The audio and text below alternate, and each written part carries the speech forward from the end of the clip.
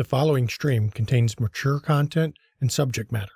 Viewer discretion is advised. Chicago. Ask someone to picture the city, and they will have trouble coming up with a concise description. When people think of New York City, they think of skyscrapers, subways, and muggers. When they think of Los Angeles, they think of sun, smog, and traffic. When they think of Detroit, they think of cars, factories, and decay. But for those of us that know, there's only one thing we think of when someone mentions Chicago: vampires. And tonight, we tell their story.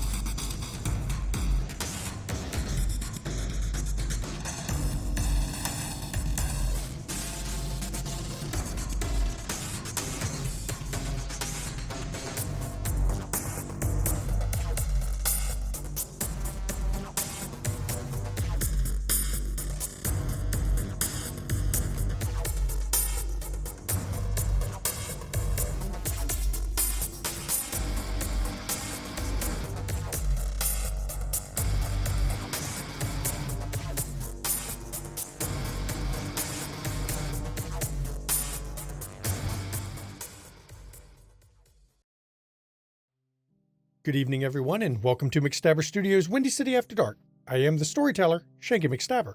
And I'm Merlin Dare, also known as Mama McStabber in Twitch chat, and I'll be playing Jacqueline Duron of Clan Ventru. Sorry, I can't talk tonight. I'm Mischievous Red. I'll be playing Isabella Caputo of Clan Toreador. Good evening. I am the Ivy Raven, and I play Genevieve Schutz of Clan Gangrel. I'm Urian, and I'm playing Roscoe Akers, Clan Tremere. Hi, I'm Brad, Timber Brad 411 in chat, and I'll be playing Nicholas Bowens of Clan Hikata. I'm Gavin, and I play Lamar Cade of Clan La Sombra. And, well, last episode when we were with this coterie of players, they were getting ready to head into a club, the Succubus Club, famed throughout the Camarilla as being a party spot for kindred. Now, we're going to actually pick up in this scene with them still in the garage so they can have any last-minute discussions before they head into the club tonight. One last thing I will mention to all of you is this is in Elysia. Be on your guard.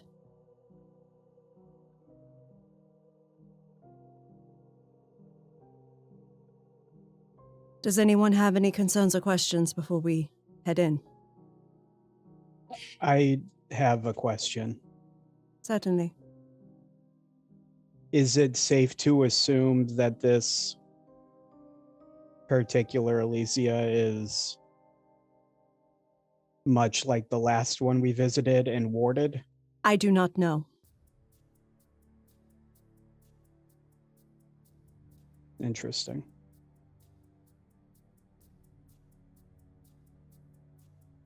You know, and when we head out, try to keep an eye out to see if we get followed again by what's her name? Oh, Samantha. I don't know why people would do that, but Something about you fascinates her. really? Mm-hmm. As Jackie says that, Nicholas starts like uncomfortably staring at Roscoe like he's trying to figure out what's interesting about him. Don't know. But I will do my best to keep an eye out. Any other questions or concerns? No? Then let's go. So, you all head across the street from the garage into the Succubus Club. Now, as you approach the Succubus Club, outside there's a line stretching half the block. Even in the winter, in the cold, people are still waiting to get into the Succubus Club because, well, it's known as the place to be. And you can hear the club music from outside the place as you're approaching the building. And standing at the door is a pair of gorgeous men. But very large, gorgeous men. They actually look more like linebackers than what you would consider guards at a door. And they all look you over as you walk over to the front of the line. One of them, guy with black hair, long black hair, looks over. Line's over there.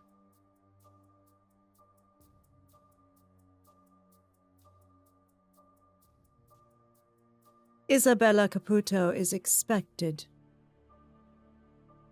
Pulls up a clipboard, looks through it.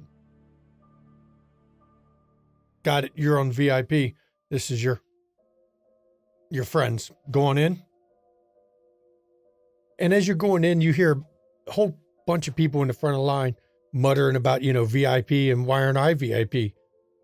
But as you step into the club, you're immediately greeted. The sound of the music is just overpowering as you come into the place. And you see the main dance floor right up ahead. Now, there's multiple rooms to this place, each one dedicated to a different type of music. But this main dance floor has catwalk around the upper area, the VIP lounge. There's a mass of bodies through the whole place. And playing on the stage, there's a DJ set up there who seems to be, oddly enough, he's wearing some sort of mask on his head. Looks like a giant mouse. But he's up there playing.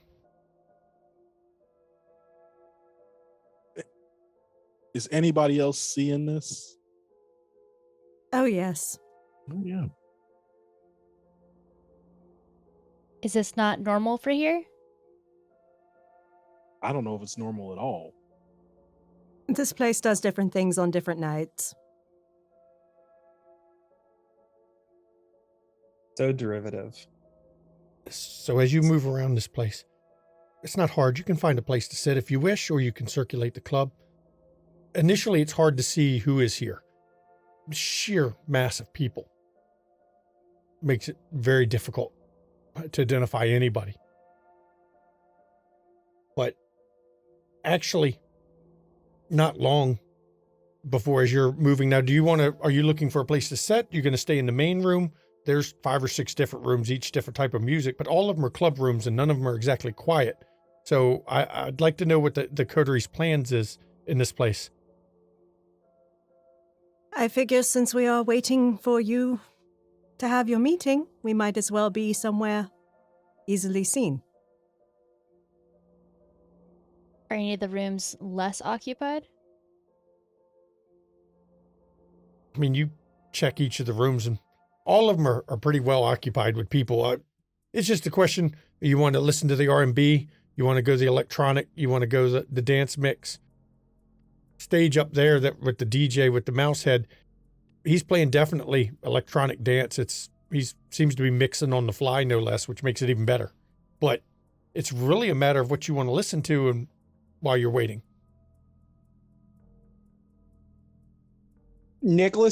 So first off, does Nicholas have an issue with the necklace when he goes to enter? No, actually you don't. You don't feel anything from it. You don't get any warning from Izzy that there was a ward that you were crossing. Okay. Nicholas will stay close to the group just because he's been warned not to go off, but he's immediately going to start looking around, sort of seeing if he can, if anyone like catches his eye, specifically kind of seeing if he's on the lookout for the other Hecata that he's been warned about. Okay. So you're checking to see if, well, you don't have a description of her. You're just hoping somebody stands out that might be We tend to stick out. Yeah, that might be what you could consider Hakata. Yeah. Okay. But as I said, this place is packed right now, so it's hard to really tell anybody. As you're deciding what to do, though, moving place to place, an individual comes over that some of you know, not everybody does, but I'm going to share the picture and then we're going to go into it. Just going to put this out here. Long, gorgeous hair. Seems perfectly in place. Muscles on his muscles. Slightly vacant look on his face. Ladies. Oh, and gentlemen too. Look at that. Just a beautiful bunch. I will let Annabelle know you're here. But while you're here, would you like company?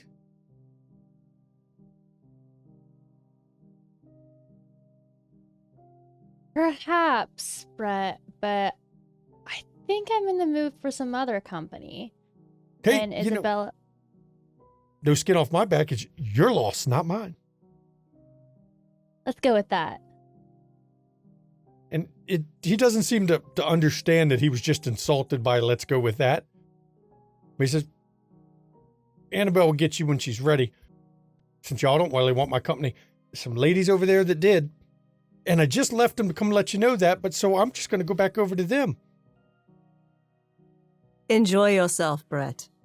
And he looks back, always do. Excellent. But they're going to enjoy it more than I will. Trust me.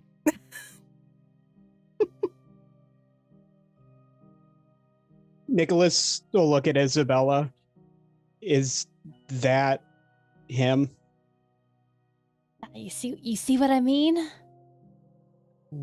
I think you undersold the vapid. Let's have a seat. And Jackie walks over to a booth. Okay. Since you haven't left the main room, you're in the main room at the moment. It's actually kind of the best place to be because that's where the people normally file in and out. And it takes you a little bit to find a booth. Now, all the booths were occupied. But when you get Jenny and Lamar and Nicholas over towards the booth and you start standing near the booth, it's funny how fast the booth empties up and you all can actually manage to find a seat in the place. Nicholas will slide to the middle and be absolutely like rock solid, like not moving, stiff, out of place, just kind of like looking around. Even with the music thumping, Nicholas is not moving to the beat at all. Oh no, his feet are. The rest of him isn't, but you can't see his feet. Okay. So, as you all are sitting there, I would like everyone can give me wits awareness, please. Or I'll also let you do wits insight if you'd prefer. You're trying to read the crowd, read what's going on. Either one, pick one. It's up to you. Does my specialty apply? Watching? Yes, you can use watching. Do either ambitions or desires apply? I wouldn't worry. You're doing a general crowd, so I wouldn't go ambitions or desires on that. Okay. Would concealed What about objects work? instincts? Concealed objects. No, I wouldn't do that. Instincts? You could use instincts, yes.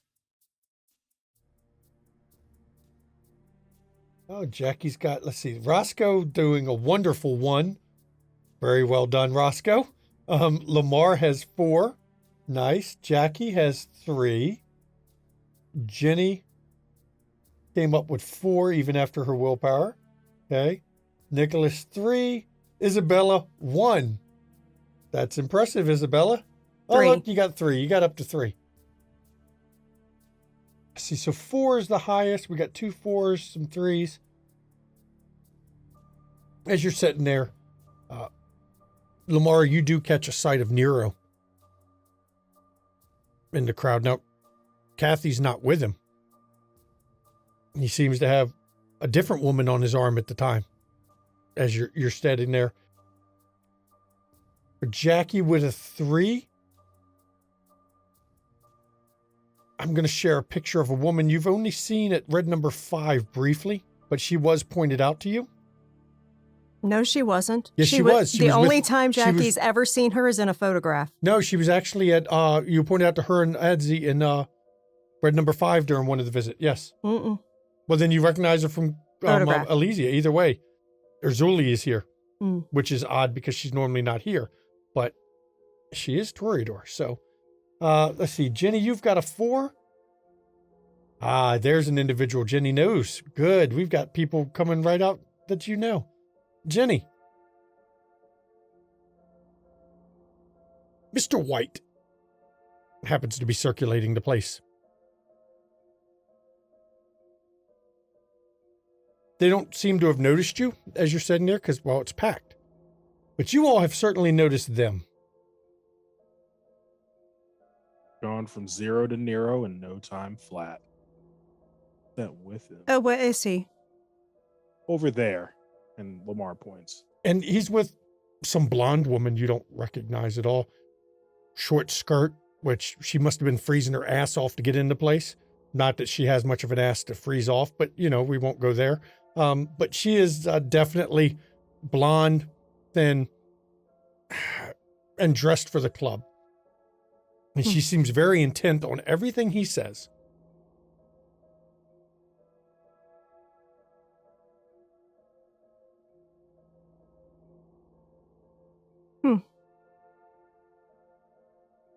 Interesting. I don't know. Sorry. When I had to leave the other night at your establishment, Bella, the gentleman I pointed out, he appears to be here. Genevieve kind of lazily points. Brooding individual. I don't know. But Brayden. I didn't get to get his name. So And His name is Brayden. as Jenny Oh. talks and points out him, everybody at the coterie sees this dark-haired man. He's wearing he's not, I wouldn't call it club attire. He's got a casual suit on, or like a dinner jacket with slacks. But he is definitely got that brooding feel with, I mean, his face doesn't look that old, but the graying at the temples gives him an age that does not match. Jackie kind of leans because I imagine she's sitting next to Lamar and she's like, that's the one I mentioned. Oh, okay. Say less. You know, Lamar's gonna get up and walk over. He's gonna make sure his path intersects with Braden's. Okay. And Lamar's alone in the club while everybody else is back at the seat. But as you move through the place, it's difficult. There's a lot of bodies. But path seems to clear for you. People don't seem, even in this club, to want to be too close to you as you're coming through. And as you approach this guy, at first he doesn't seem to pay attention. But as you get within maybe 10 feet of him, his head kind of slowly turns your way and he looks at you and he just kind of nods and he just watches you.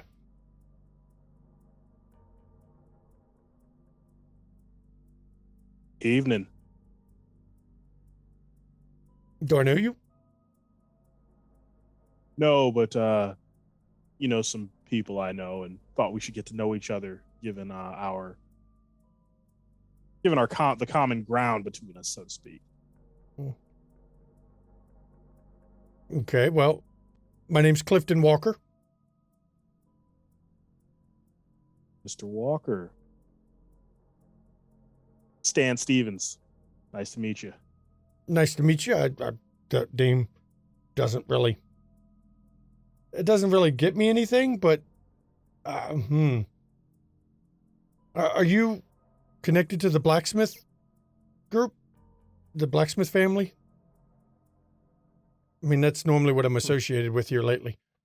Oh, I think I know who you're talking about, and I've got a little bit of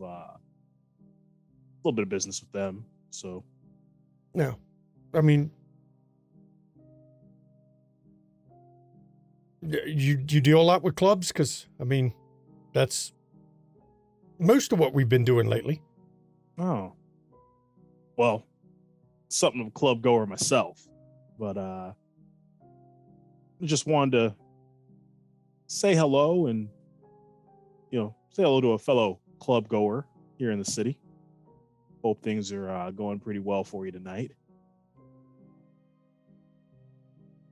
As they're going as well as it can, you could say. It's always checking out the competition, since we're going to be opening up our own club here soon. Oh, where? Can I ask where, so I know where the next happening spot's going to be? It's going to be down inside the loop for ours. We've managed to secure a rather lucrative property deal with one of the local investment groups. Hey, now, Loop's prime territory. You guys should have a pretty hopping place with all those. How do I put it? All those big spenders out there. Well, not just the big spenders up. When it gets open, I'll make sure the word gets out through the Blacksmith family to you. You seem like somebody who could, I don't know, you might do well at the club. You know, you kind of have that air for what we're going for. You know what? I'd be happy to come and take a look. So, especially with anytime we can get a new club going in this town, I think it's a good thing. So, well, I do have stiff competition. I've checked out this place. I checked out Red Number 5. They're the two big ones. Checked out a couple of the pub establishments just to get a feel for what people like. But I don't know. I think I can bring something different. I'm going to go more goth than Red Number 5 or this place, and we're going to go. That's why I'm saying I think you could fit with it. Provided you would dress goth, of course. But we're trying to get more of attract the other part of the clientele to the city. We seem to have the tourist trap covered. We seem to have, the electro dance club covered. But let's see what else we can get going in the city. I feel that. I like that, and I'm interested to see how it does. I don't hear about many people trying to cater to the goth element anywhere, so that would be very.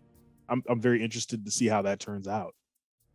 I mean, there's definitely a culture for it, and you know how it is in a city like this: is you bring something new in, and then suddenly people are going to want to go just because it's new.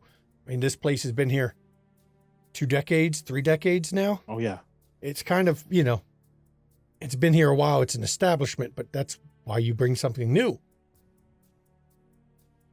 Yeah, that's completely understandable. And I actually probably know someone who would enjoy the place. So yeah, make sure the word gets out, and definitely want to come and take a look. We're gonna do an advertising blitz, of course, once we get it all set up. Right now, I just got the deal organized from Sovereign Holdings, so it's just going to take. Now we just got to get it built out. All right. So we're looking at a few months. It depends on how fast we can get it built out. I'm hoping sooner than that, but I mean, the building is already partly ready for it. It's just the decor is a lot of the problem, really. You pick a name yet, or is that going to be part of the marketing? We don't list? know for sure yet. Right now, the family's leaning towards blacksmiths, but I don't think that's goth enough, and we're working on it. Names are always the problem with when you're dealing with business like this. I'm what you might call the think on it. The one who organizes and gets it set up. They're going to run it, of course, but right. I'm more like, call me the media man or the one who makes it happen. PR. You have a PR. PR is part of it. PR goes so far. Sometimes you just got to get your hands into things. Yeah, definitely. All right. Well, you've got me interested. You've got me wanting to look into this place as soon as it's available. So definitely I'll be keeping my eye open. No, good. Well, I didn't mean to take up your time. I've got to ask, what brings you here tonight? Just this is the place where you come out, you see, you get seen, and then you move on with your evening. But just here with some friends. I saw the people you came in with. One of them I seem to recognize from some little while ago. She seemed to have opened a new pub, one of the places I was checking out. Tell her I was impressed by it. Isabella's not near him, so she can't actually. Can she tell they're looking that way? You can see him look over at you, yeah. He just Isabella eyeballs wants you. to go over when they Okay. look. And as Isabella, you're having a little harder time getting over there. But as Isabella moves over, Clifton eyeballs you up and down and goes, you know, the name just doesn't seem to fit. I know you from somewhere. Do you? Maybe I just have one of those faces. If that's what you say, Templar. Well, I mean, you know, like I said, I think I just have one of those faces, but some people, you know, can't account for everyone's taste. Your reputation precedes you. I can tell you that. Oh, well. So we both know we're full of shit now. So, You know, I have my own reasons. fair enough. I mean, still, this club you're talking about sounds kind of interesting, but I'd say He leans in closer. I hope it's going to be for our kind. And as he leans back, Isabella, you reach over. You didn't catch what he just said to Lamar as he leaned in, but you managed to work over there. That's the lady I was talking about. I saw you come in with her earlier. Very nice place. Hey, Brayden, right? Yes, I go by that same name sometimes. Oh, I guess I should have expected to see you here. You did say you were into nightlife. I'm checking out popular establishments. Oh, see anything you like? I mean, picking up tips here, picking up tips there, what to do, what not to do, layout. It's kind of a Tips. new endeavor for me. Ah, learning the ropes? Planning on opening your own place? Well, let's just say I'm in charge of a place being opened. Got it. The yeah, they're just Blacksmith looking to make their Family. mark. They're just That's looking to make correct. their mark wherever they can. You gotta, carve out a place sometimes. But- Is that what? Go ahead. Was that all what you were talking about? Oh, we were. Saw you looking over. Oh, I noticed he came in with you, and I was going to tell him that you have a very nice place. Not quite the feel we're going for, but a very nice place, very old world feel to it. Caputo. Yeah, we established. Yep. Old world. Excuse me, I must circulate more. Absolutely. You have a good night. And you see him as he backs up, doesn't turn his back on Isabella at all. He just backs up into the crowd and slips away before his back gets turned. Isabella kind of waves. Does Adam. not wave back. Of course not. Seemed like a fun conversation. Yeah, really enlightening. I'll tell y'all all about it when we're not here. Okay. Do you want to Oh. head back to the group then, or do something else? We should go back to the group. Now, while they're stepped away and are heading back to the group, what is the rest of the group doing? Just watching the crowd? Jackie actually slips off her coat and passes it to Nicholas and says, "Would you mind returning the favor and watching this for me?" Absolutely. And Nicholas she- will take it and hold it and sit it in his lap with his hands over it. The brooch on it is a little important to me. Now, hang on. I need to understand. You handed it to Nicholas to hold, correct? Yes. Is the brooch still showing? Well, it was while she was wearing it. Right, but is it showing while he's holding it? I need to know for later. Sure.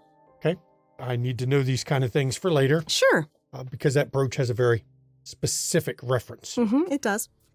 And Jackie's going to make her way out on the dance floor and start dancing. Okay. And while you're dancing, somebody walks over to the table and you're kind of surprised to see him here, Roscoe. Dr. Benway actually happens to be here. Good evening, Roscoe. How are you? You're muted. That's how you are. Can't talk. Cat got your tongue. It's good to see you. Yeah, Been a long time. Been a while since you come to the shop. How is that book doing for you? Well, it's changed owners. Oh. Let me guess. Marcel. How very perceptive. He was interested before, as you recall. I hope Right, you that's- struck a good deal. It was a reasonable deal. Oh, very good, very good. You should come by and see me sometime soon. We got a whole new batch of stuff in. I would absolutely love to. What's a good time? I see, I've got this meeting tonight. I've got a play tomorrow, the next few days. Come by next week to the shop. Okay, I will. I'll call ahead. Let you know. And, you know, if you'd like to bring any of your wonderful friends here, you can, of course, find me over at the theater again. I've got a little minor part. I'm doing King Lear. Impressive. It's minor. It's still. But it might be worth seeing. I'm sure some of these wonderful people wouldn't mind seeing. Mm-hmm. Well, it's good to see you, Roscoe. Just definitely look me up, but I've got an update about that tongue thing, too. Okay. I've wondered about it, but also kind of kept it out of my thoughts because, well, you know. It might be something you might want to be aware of. Just okay. But we'll talk about it then. Yes, please. And he looks over, and since it's only Nicholas and Jenny at the table at the moment, good evening. And he walks off into the crowd. Well, that was my antiquities dealer, Dr. Benway. He provides me with all my most interesting artifacts. Perhaps I will take him up on his offer and join you sometime. You really should. I think you'd find a lot of interesting things there. Is this interesting objects? Are these the reasons though that your shop keeps burning down, or is that unrelated? I'm sure it's completely related. Okay. I was just checking, since I know Nicholas has just become a proprietor of his own establishment. I didn't want him to go someplace, buy something that he should probably not, and then have his place burned down. Nicholas, but you know, I'm sure you guys will be okay. You can come too, Jenny. It'll be a load of fun. I I mean, maybe not really, but you know. No thanks. Okay. I have all of the excitement I can hope for right now since our last excursion.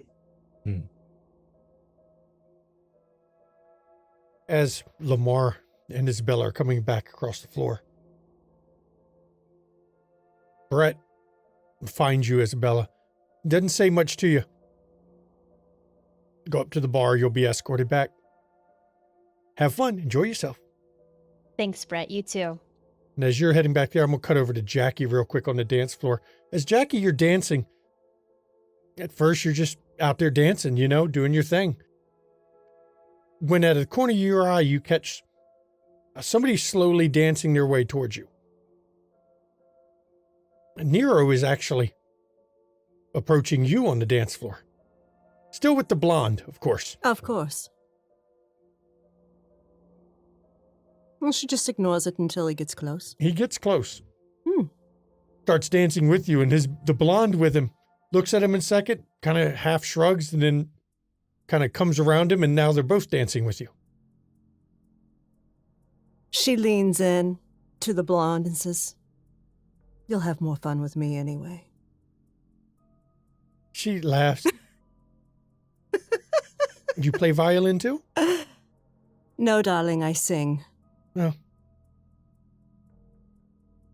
He said he's going to play my strings like a Stradivarius, so if you can't beat that. And Nero, you hear him laugh, which is something you've never heard come from Nero. Oh, magic fingers are wonderful, but trust me, what I can do with my tongue will make your eyes roll back and your toes curl. Now, ladies, no need to be so crass here in the club. little bit of refinement would be better, wouldn't it? Save I am perfectly refined. all that other talk for private places. I am perfectly refined. Good evening, Jacqueline. Good evening, Nero. How are you tonight? Well, how are you? Feeling like myself, it seems. Interesting. I'm afraid I don't know this version of you. Yeah, you do. Can you do me a favor? Depends on the favor. A small favor. Please inform your friend, Mr. Cade. I regret for what happened the other night. I was not in control. Honestly, you should not be apologizing to me, Nero. Well, given recent state of myself and things, I think it's best I don't speak with him at the moment. I would not want to lose control again. We make allowances for ourselves to keep things in control. Jackie leans in. Understand your slattern child lured him into that, and has lured him into danger now twice at your hands. If you lay a hand on my asset again, we are done and at war. And she leans back. And you see... Have a nice night. You see the ire flash in his eyes briefly. And his jaw clenches. Do you understand? Is that the way it's going to be? Very well. Tell him to stay away from my child. Already done, because I'm smart. Good. Keep your child away. Well, she is who she is. She does what she wishes on that.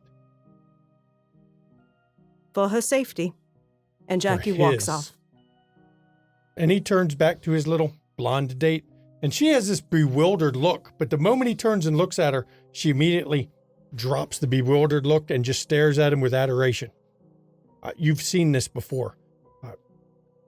You're not sure if it's a lingering kiss or entrancement, but either way, you've seen this kind of use of the powers before.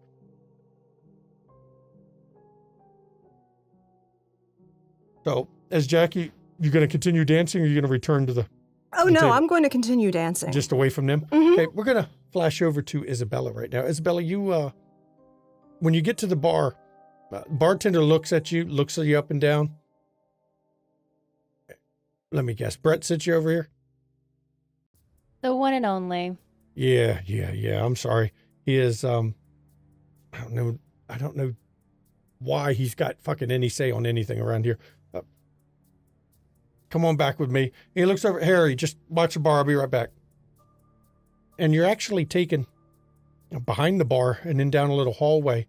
And when you get through the hallway, there's a stairwell. And you're taken down the stairwell into a basement area. And when you come to the basement area, all you see at first is just a hallway of doors. I'm gonna please roll for me wits awareness. Instincts? Sure. I will let you use instincts on that one as well.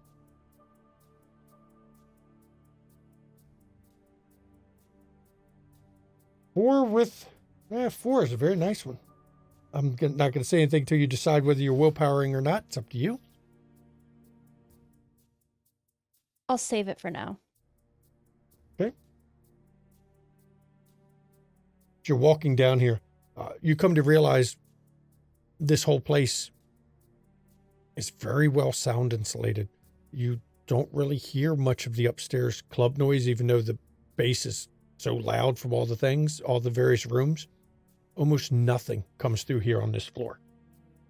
And he walks you down to a door that's not even marked, and he raps on it.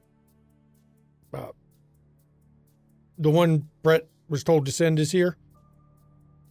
And you hear a woman's voice. Very well. She can come in. Go back to the bar. And when you open the door, sitting at the table, in front of you is, let me share her picture, though many have seen her. Let me find her picture here. Long blonde hair, wearing a club grower's dress. Hers isn't quite as distasteful as the blondes up there.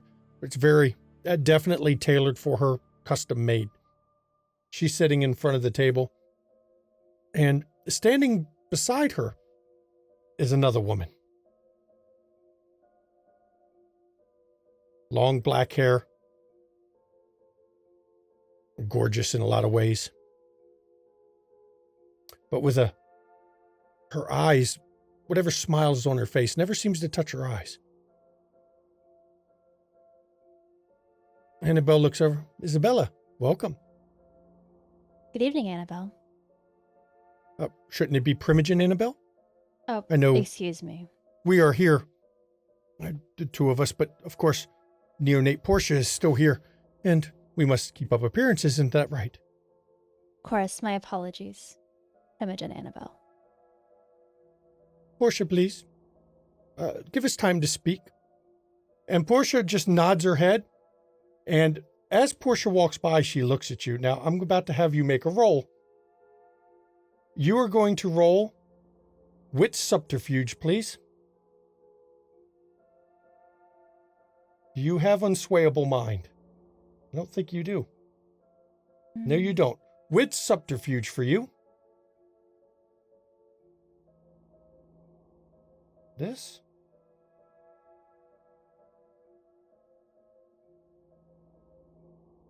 This is going to be fun. I'm going to need a lot more dice.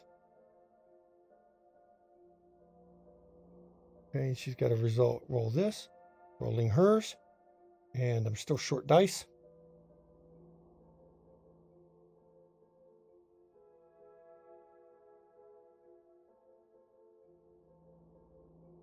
Not that many. There we go. Very interesting. Please tell me, Isabella, what is the surface thought on your mind? What are you thinking this exact moment as she leaves the room? She's a little concerned, but she's glad Portia's leaving. Going deeper, what are you concerned about? This exact scenario. And why? Because she knows Portia's very powerful. And you feel, as she looks at you, you feel the lightest of caress in your head. You can feel it. It's an odd sensation. Doesn't feel like a rifling, but it definitely feels like something briefly touched your mind. And as she leaves the room, she doesn't make another noise. She doesn't look back at you again, but she exits the room. And Annabelle just leans back. Well, it's good to finally meet you. As is you. I've been curious about you. You've come here from Milwaukee. Mm-hmm. And what exactly did you do in Milwaukee? So I had a brewery there, much like I do now. I've heard a rumor now. This is not confirmed, but it's always good for me to know. I've heard you had some issues with Decker. I'm not going to bother to call him Prince. He's a lunatic. But you had some issues with Decker? To be fair, it seems like many people do. Well, just to let you know, you're here in Chicago. You're under the protection now of Clan Toreador. We won't allow him to play any games in this city. So whatever issues you may have with him, you can be rest assured it won't affect you here. That is much appreciated, Imogen Annabelle. No. So how are you liking the city? How's it? We've been receiving you well? Yes, it's been very pleasurable. I'm so thankful to open up the new brewery in Toreador Domain. It's an amazing spot. Opening night was great. It'd be great to see you there as well sometime. Well, I'm sure I can find a time to pop in just to see the place. I like to make the rounds when I can. It's been busy these last few nights with the council change and all, but I will make sure I find a time in my schedule to pop in and take a look. Just to see what you have going there. Mm-hmm. I've noticed you've fallen in with for no other way to put it, the Wicker Park crew. I have. Interesting group. They've made, well, they've done some amazing things in cleaning up the area. They had one of our clan with them before for a while, but she seems to have left the city. It was Miss Destiny. Oh, I haven't heard about that. Yes, she was here for a while. There's a whole nasty business with her raised by a Nelson. That's irrespective.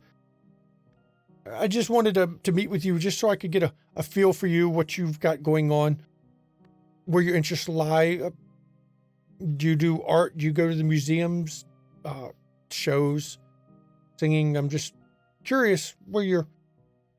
Well, our clan has a lot of provocatility,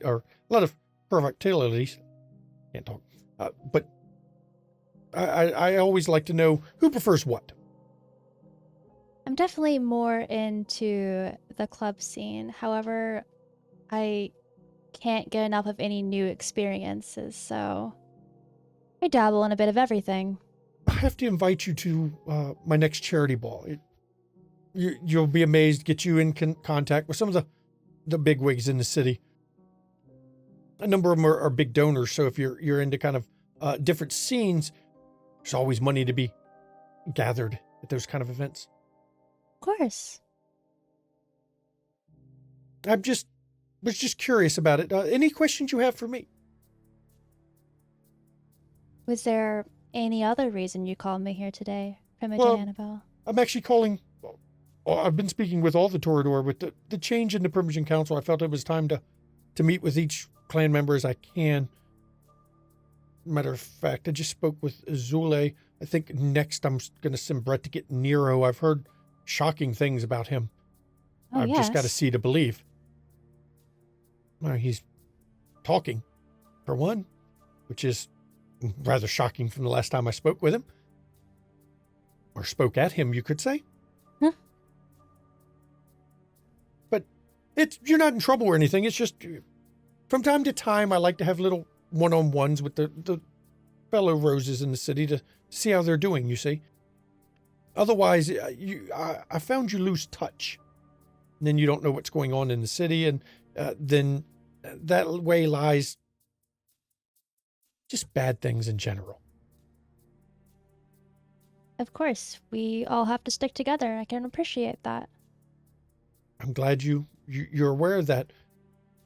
I'm not going to bore you with Primogen Council kind of business, but whenever there's a change, it's always an unstable period in the city as everyone jockeys for who's going to do what and who owes who. And I just want to make sure that none of that spills over to, the rest of the members of the clan.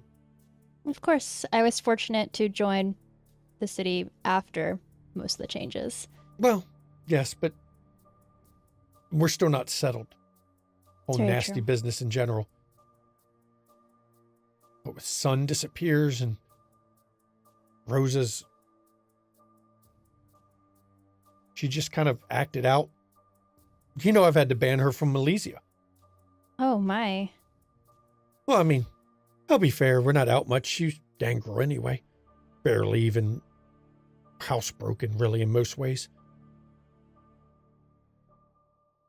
Hmm. Well, Seems like it might have been for the best then. yes, it was for the best. This new person to take her place, Khadijah, seems, well, formidable at least. Should be fun. New things, as you say, you always got to find some new things. I have heard you like a challenge. Oh, I I can love respect challenge. that. I love the challenges. Now, if there's nothing else that you really have any questions for me, that was all. I just wanted to touch base and meet with you as I'm meeting with all of them. It's important to get that feel out there. Sounds good. Well, thank you, Primogen Annabelle. You know where to find me. Oh, of course. I knew quite a bit. Have Sure. a good evening, Isabella You as Caputo. well. And when you get up to leave and you step out of the room, Portia's actually in the hallway waiting by the door. And as you step out, she looks you up and down. Very interesting. Isabella, correct? Mm-hmm. Portia? That is the name I have, yes. Very interesting. Did you have a good meeting? I did. Very good. Please, I know I'm only a neonate and not nearly as respected as yourself, of course, but please always be careful to use the proper term of respect, especially in public. It doesn't look good for the clan when disrespect is thrown around. Oh, I know. I'm terribly sorry about that.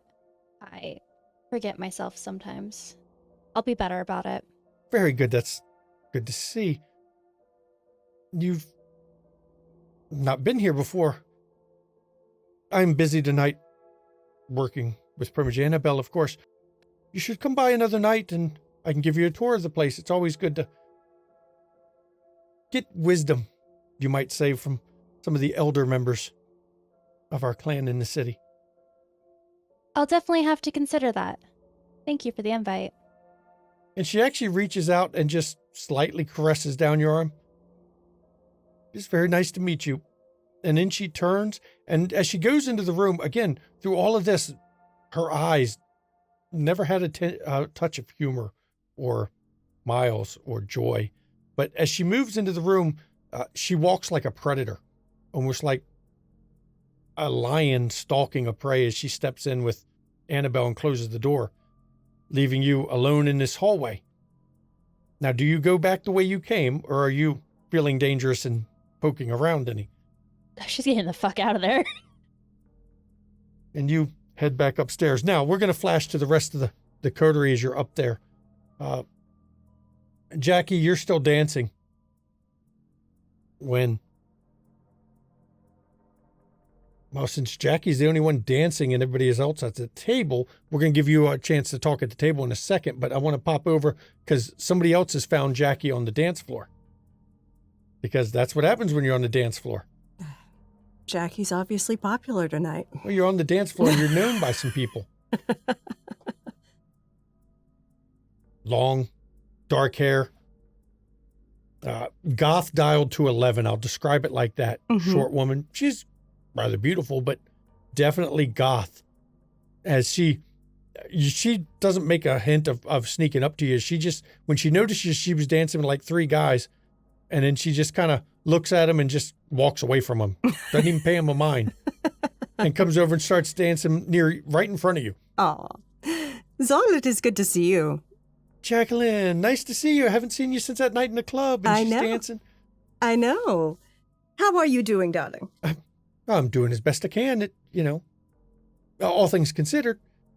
I actually have some new friends. Would you like to meet them? Oh, new people? Oh, I'd love to meet new people. As you can tell, I'm not really, I'm here, but if I don't go over and talk to somebody, they don't come to talk to me. Come on, darling. You know we're not that snobby. I know you're one of the few groups of people that don't seem to ignore me. Come on, darling. And she actually leads her over to the table. And you all are sitting at the table when, of course, Lamar and Roscoe, you recognize who's with her. It's Zal. She's come over. Tonight she's wearing, she's definitely still dressed goth. But it's club-going goth, not like goth club goer. So she's still got the skull motif, all of her piercings in, chain of her collar around her neck that's spiked. But she's wearing very tight leathers with a fashionable leather jacket over top of it. Nice high, thigh-high boots as she comes walking over with Jackie. And Jackie actually has a seat and leaves room for Zal to sit. And she reaches over. May I please have my wrap?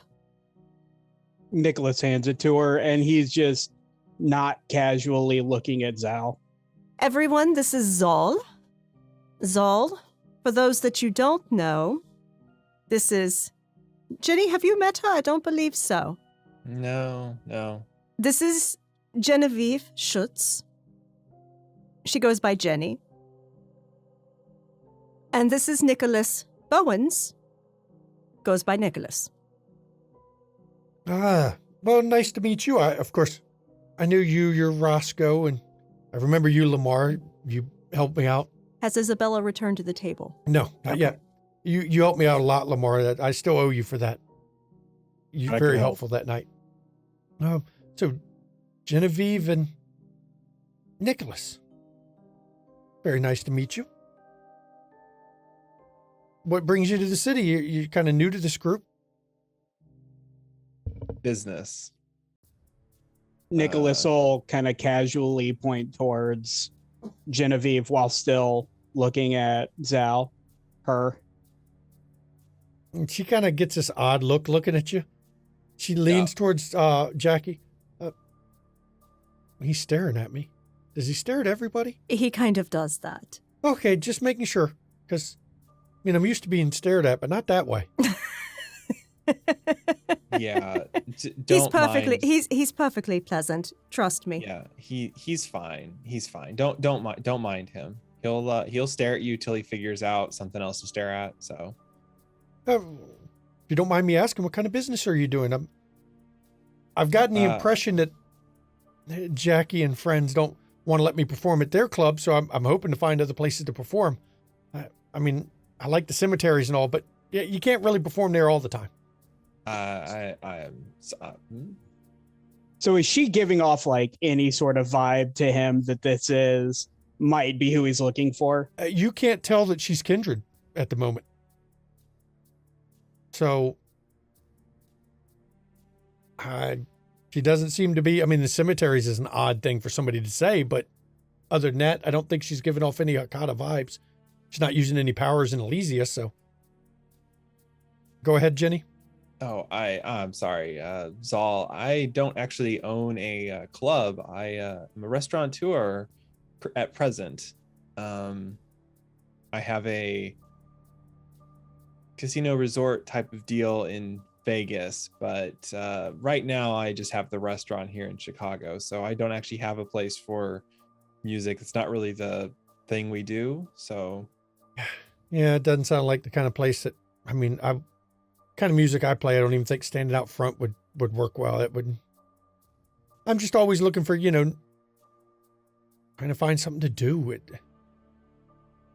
It's so hard to when you ever been to a city where you don't fit in, nobody really likes you, and then you try to find ways to busy yourself? Yes. That's pretty much what's going on, Sorry. Nicholas knows all about that. That's why he's staring. You mentioned cemeteries. I'm new to the city and also interested in cemeteries. Perhaps you could tell me about your favorite sometime. She gets a big smile on her face, and she actually leans in a bit. You like cemeteries too? I actually live not far from Graceland, I think it's called. Oh, that's a nice one. I like that one. It depends on what you're looking.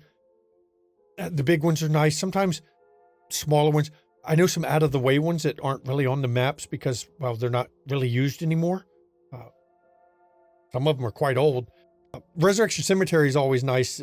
Don't believe all the crazy things you hear about that. I've been out there many times and I've never seen Resurrection Mary. I think that's just people making shit up. But if you're really interested, I will have to come visit you at some point of that. If you're honest about it, if you're serious, maybe one night we'll do a tour of some cemeteries. I'll take you around the place and show you some of the nice ones. It's really peaceful. So Nicholas, while this is going on, Nicholas will pull like a small pen and scrap of paper that's in his pocket, and he'll write down his phone number and hand it to her. And she actually smiles. Well, thank you. When I first sat down here, you kind of gave me the creepy vibes, but I'm feeling it. I'm feeling it. I understand. And she pulls her hair back a bit, and you can see she's got skull earrings on. There's a motif here, and I love other people who are really fascinated by resting places of the dead. I apologize for the staring. I've been told it's off-putting, and I don't notice necessarily that I do it sometimes. I assume Jenny just rolled Sense the Beast? Yeah. Sorry. She's kindred. Okay. I find I'm in the funeral business by trade, so I'm always interested in the resting places of the departed. Oh, funeral. To see. Wait a minute, Lamar. That's where we last. I mean, well, other than that brief visit at the club, but that's where we went that night. Where I was being followed was where. Yeah. Yeah. Yeah. How does that all work out? By the way, I just need to. You know what? It was really immersive after that, and I had to take some time to step back, get my bearings. But like I said, thank you for all the help. Did you find anything? Find her or find anything about her? I did. We got real up close and personal. I think we got some closure, and it'll all work itself out in the end. Oh, I'm always glad when there's closure. Now, it's about this time that Isabella, you're walking back and you see this individual sitting in your seat, actually. When Genevieve sees Isabella come up, Genevieve is actually going to get up so Isabella can take her seat. This way, she also kind of helps create the buffer barrier, so there's fewer people coming up to the table. So it works very well for you to stand at the edge of the table and peeking around and looking around every once in a while. It seems to clear a bit of people from around you. Now, who is this? This is Isabella Caputo. And this is Zal. Caputo. That's Nice an to meet old you, world Zal. name. It is. She leans in. Have you ever heard of the Giovannis? I think a lot of us have. But yeah, I have. Because every time I say that, wait a minute, you can't say a lot of us have. Every time I say that to somebody else, they all go, no, and walk off. I kind of have a thing for Italy, I guess. Nicholas is staring, if it's possible to stare more intently. He is staring more intently once she drops that name. I'm going to have to, you're with this group here, so if I stop by the club one night, I should be able to find you there? Yes. I'm curious about this. If you're the first one who said yes, I knew there's somebody named Giovanni. I'm curious, and I'd love to pick your brain. Somewhere not as noisy. This place is a little too much to have good talks. Of course. Well, I'm sure our friend Nicholas here would love to join us for that conversation. If it's not a problem. You know somebody named Giovanni too? I'm familiar with the name. Oh, I am so glad, Jackie, that I came over to dance with you. Because I'm so glad you did as well. It seems so rare that, people would talk to me. So, Darling, I will hold a conversation with you anytime you please. Well, I know you all did, but you all seem to be pretty much the only ones. I mean, I come here from time to time, but even the one who owns it, that Porsche person, seems to avoid me. And she leans in. From what I understand, she don't avoid anybody. She kind of... But I see I interrupted you all, so... That's okay. I'm going to go out and go back to dance and find somebody interesting. Zal, before you leave. Yes. And Roscoe takes out a card for his shop and hands it to her. Said, Zal, if you're ever short of a place for playing a gig, come look at my bookshop. Come see me one night. Wait. You're going to have music at a bookshop? Yeah, on a cult night. Ooh, okay, yeah, that might be interesting. Sure, I'll stop in. Looks at it. Yeah, definitely. She actually takes the card, and you see her. She actually tucks it into her pocket. It sticks out a bit because women's pockets. Leather. So it's, it's sticking out, but she's got it in her pocket along with the piece of paper that Nicholas did. And she goes, definitely, wow, this has been an interesting, I like this. Well, I will see you all later. Thank you all for, Jackie. Yes. As always, wonderful. Thank you. You're welcome, dear. Yeah, and she actually kind of scurries away in a way that maybe she's worried that she's going to find out that it was all a ruse and y'all don't want to speak to her later. As she steps away, leaving, the coterie, you reunited at a table. Nicholas is watching her walk away, and it's like he's trying to. I guess it's almost like it's more interest than like his normal creeper vibe. Jackie leans into the table a bit, lowers her voice so that, even though there's Jenny as buffer wall, just in case for overhearing.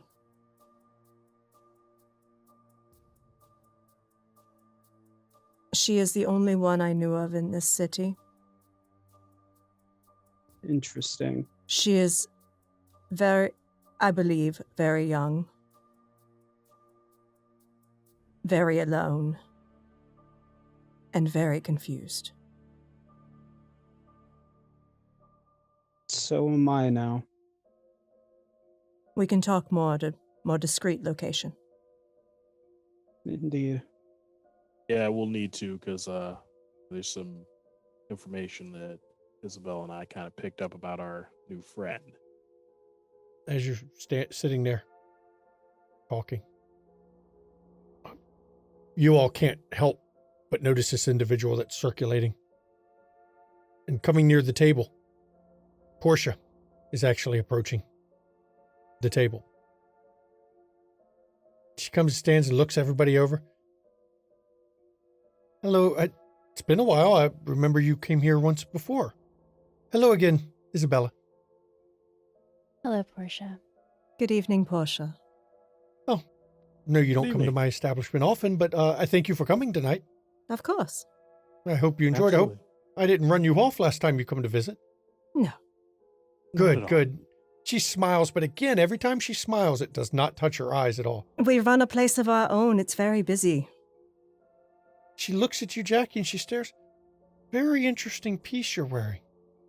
Oh, indeed. It was a gift. Whoever did it must have really thought highly of you. It's positively beautiful. I think she did. Swear I've seen other works by that maker. Really? Yes. I've never been able to trace the maker. No, I've seen one like it. Well, it was a few years ago, before the Vermilion wedding, when I gave permission to Miss Ash to open up clubs in my name. Of course, I gave her a license to use. They call it the Wandering Succubus Club. Mm-hmm. I've heard of it. She had a piece very close to that. Interesting. Interesting, because she is the one that gave me this. Now, see, that is interesting. I did not know that. Fascinating. Well, I'd love to keep you busy, but I've actually got to tell Brett to get back downstairs. He has wandered off again. So I'm going to go and find him and send him on his way. But very interesting what you see some nights here. Indeed.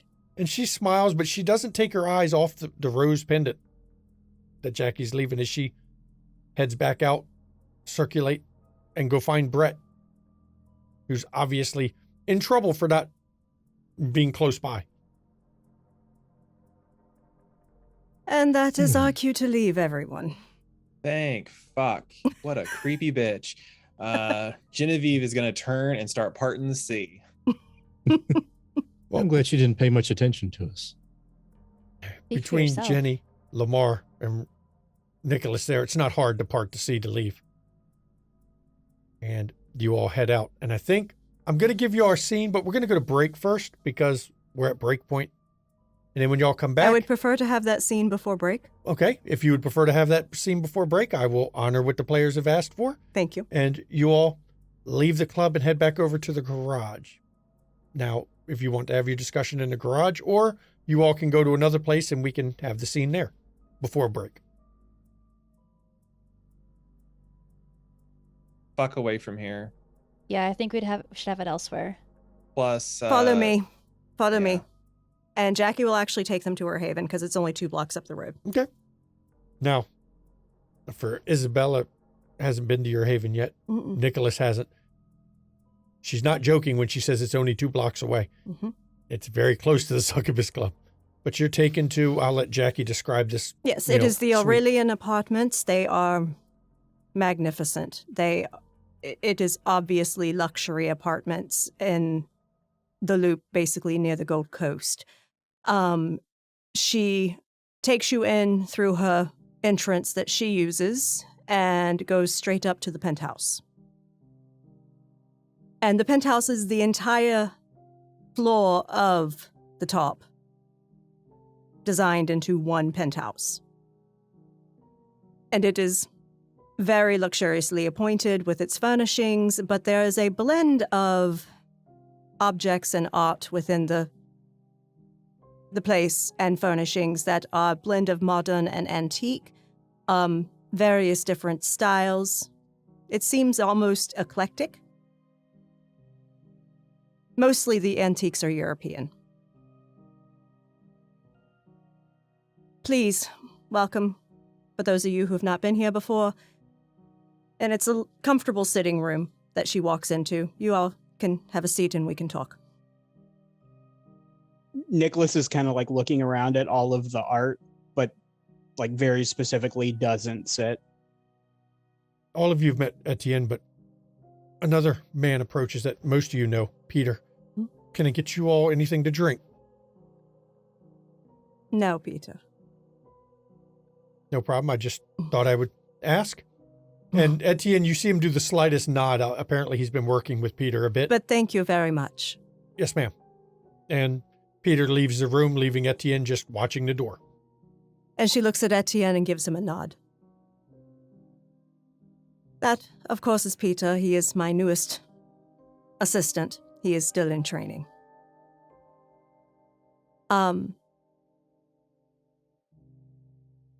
Isabella, how are you? I'm all right. As much as anyone could really be after having a conversation with both Portia and Annabelle. Did she scan your mind? Yes. She did. Did she touch you? Yes, she did.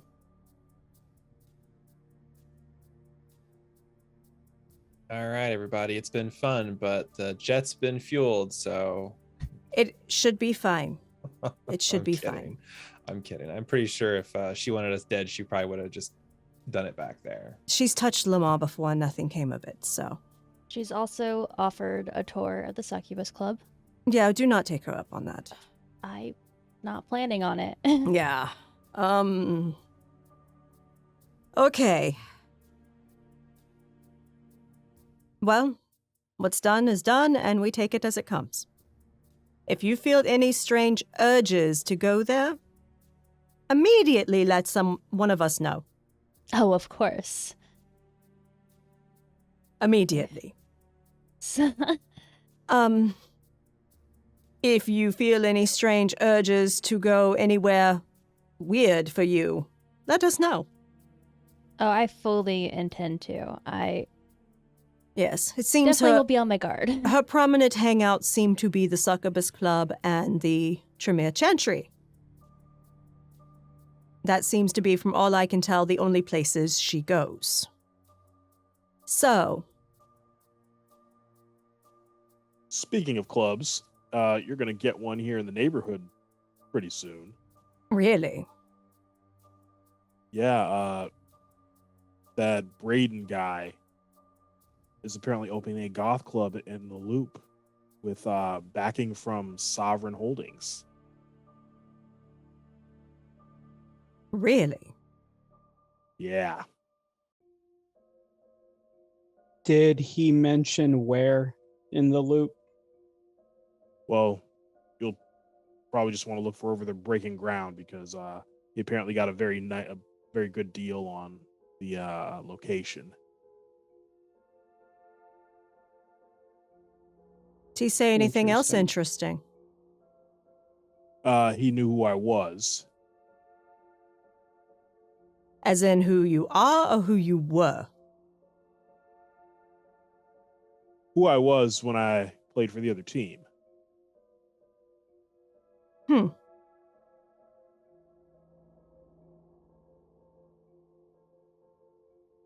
So yeah, I don't know.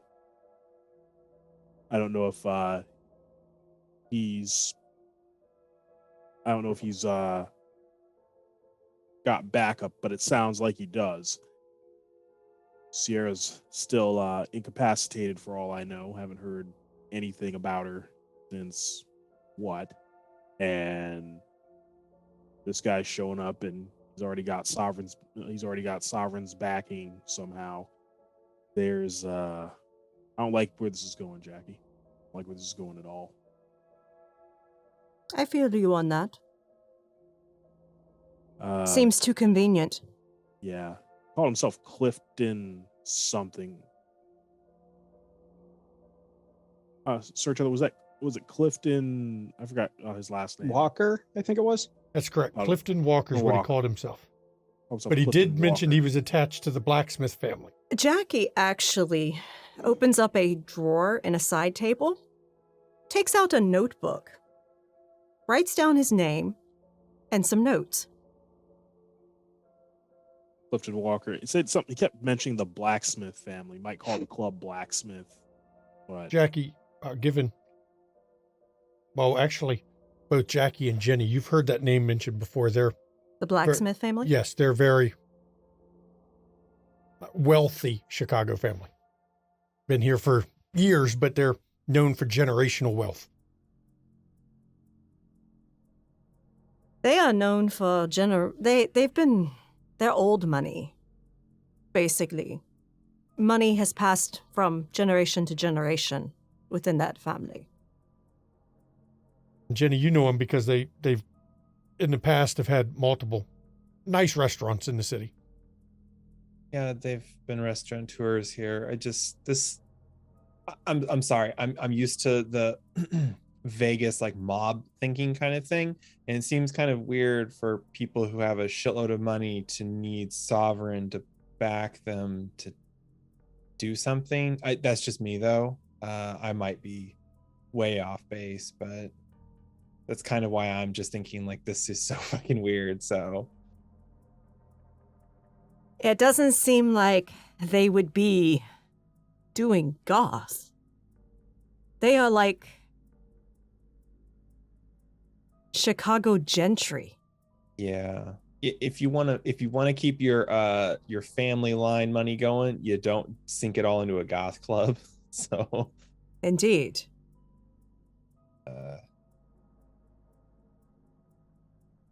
yeah, I mean, Do you think? Sorry, go ahead. Go ahead. No, go ahead. I was saying, do you think the club could be a front for something? Something else that they're doing behind the closed doors of the club? Absolutely. oh, definitely. Like I said, the mob gears in my head are going. This is all a fucking like mob front for something, but I don't know Chicago well enough. It just seems kind of weird for a bunch of Richies to need money from another Richie to do. Or he is an operative. And she looks at Lamar.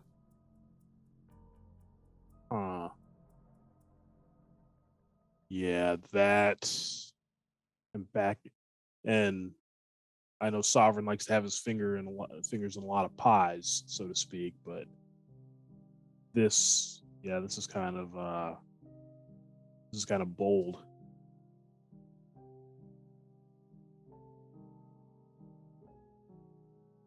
We need to. Yeah, I know it's not going to happen overnight, but we definitely need to get the Felicity angle going because we can get Flyboy's records. Because I bet you, He flew in from somewhere. I was gonna say Mr. Salt and Pepper here probably flew in from via Flyboy. So Yeah, good point. Mm-hmm. He doesn't seem to like me very much, or at least the fact that I'm Italian. He's mentioned that several times. Don't know if it means anything to anyone.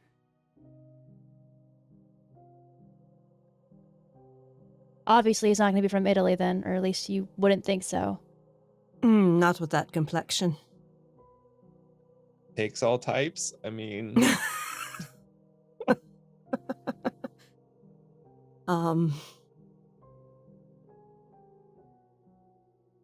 I mean, based on the name that I know that he introduced himself to you with, Isabella, he has a standard fucking English or American name.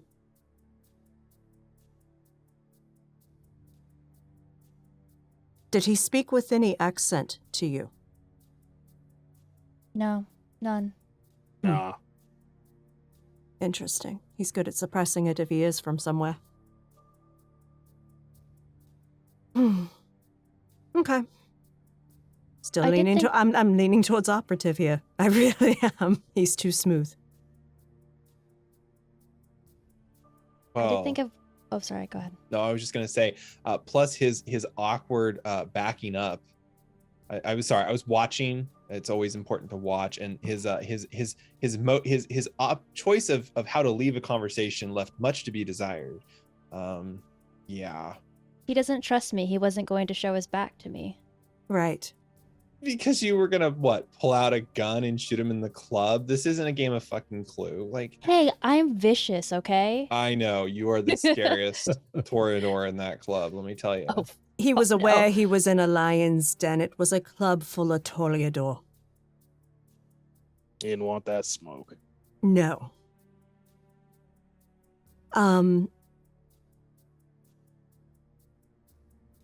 Okay. All right. There's a few other things. Zol,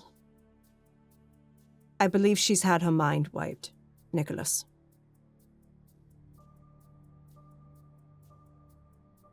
Is this tied to the family leaving? I believe so. She's the only one left. And she was somehow convinced to think that she caused it. I'd find that unlikely. You and I both. You and I both. And she has been basically made into a pariah and ostracized and treated as if she basically doesn't even exist.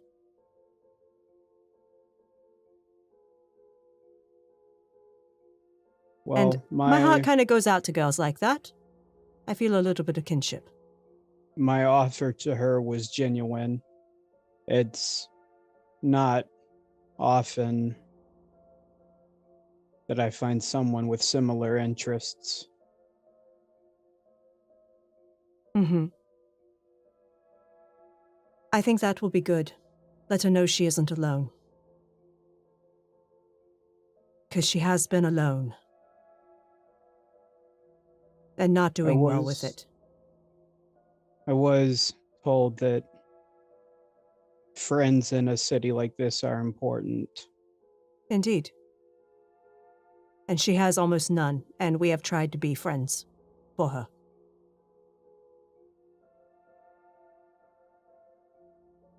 Also of note, I spoke with Nero, Lamar. Oh, lovely. How did that go? Oh, he came and apologized for lashing out at you, that he was not himself, not in control of himself at the time, and I told him that, honestly, he shouldn't be apologizing to me. Exactly. But also, he seemed pretty in control of himself at the time. And honestly, I told him, and he says, well, I think it'd be best if I avoid him because I'm not sure I can control myself. And I leaned in and told him to keep his slattern fucking child away from you because she keeps luring you into danger.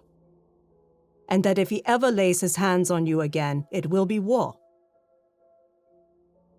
You called her a slattern for me? Yes, I did. You're a real one, Jackie. Real one. Yes, I am. And of course he got a little bent about that, but I don't give any fucks. Sent you to our Goddamn mayonnaise. roses think they are better than they are. They have withered on the fucking vine. Please forgive me, Isabella. You are excluded from that summary, but I have seen so many in this city that are just bullshit. They are a poor example of a high clan. I am glad Isabella is here. She might be able to show them what it means to be high clan.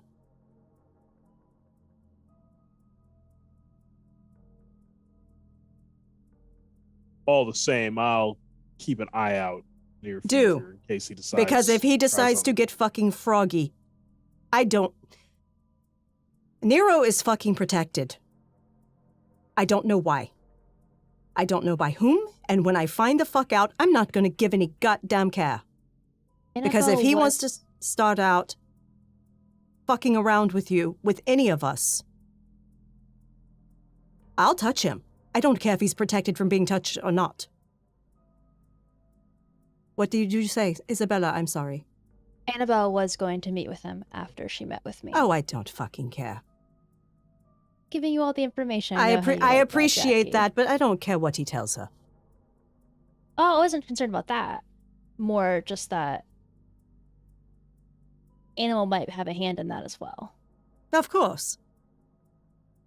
And he's the sheriff's, sheriff's boy too. So, of course. I'm not thinking he is. I think KoFi is the sheriff's.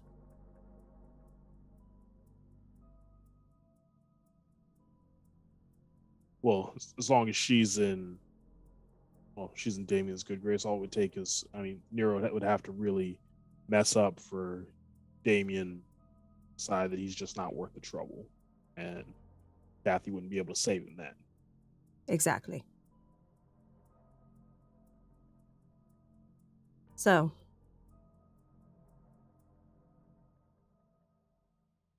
Roscoe, that was very generous of you to offer for Zal to play.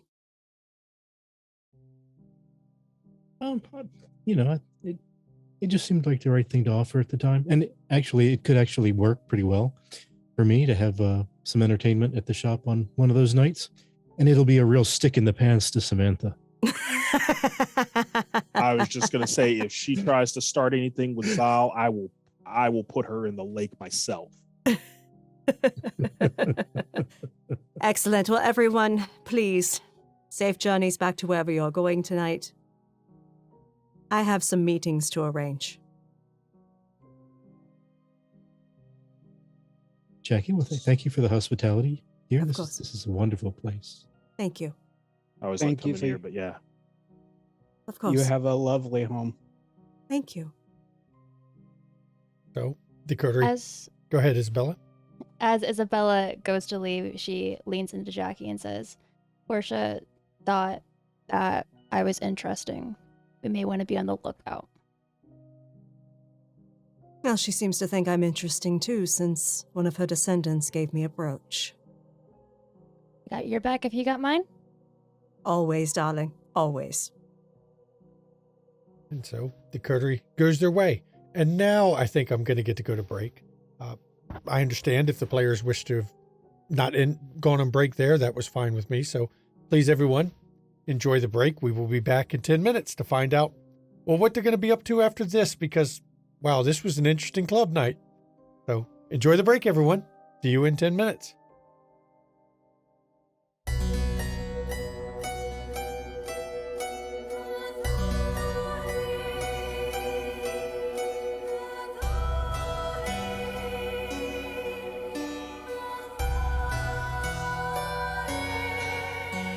Allow me to introduce myself, though I fear you've heard my name, and that you've heard the story of Countess Bathory. History is told by the victors, heroic warriors, and mad kings. Will you hear my story? From the lips of Bathory, they call me Blitz demon, queen of hell, sadistic killer, a monster tale.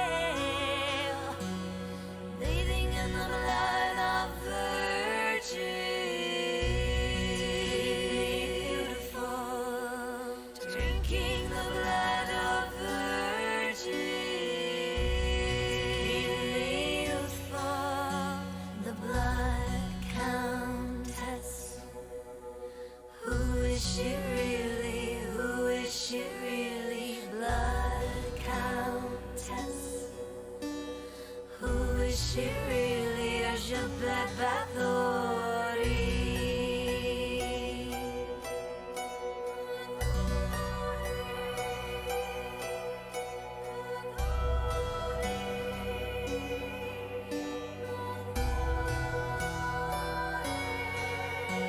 was very wealthy and powerful, a widow with political rivals keen to destroy me and take my property. My plea was never offered, all my confessors were all tortured, or how they destroyed me for my property. They put me up, shut me up, shut me up, put me up, shut me up, and told a story of a bitch called Bathory. Blood-sucking demon, queen of hell, sadistic killer, a monster tale, bathing in the blood of virgins.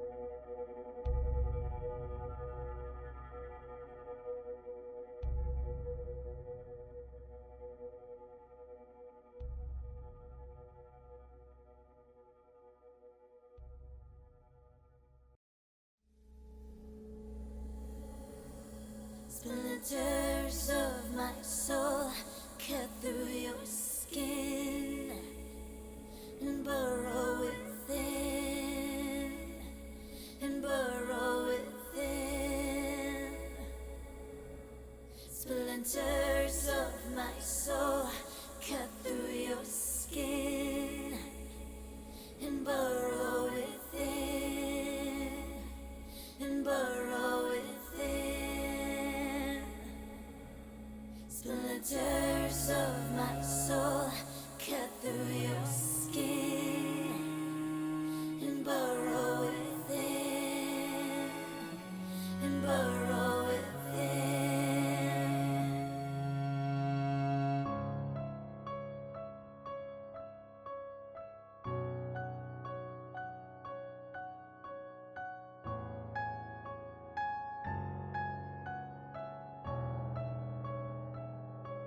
I've always been the hunter, nothing on my tail.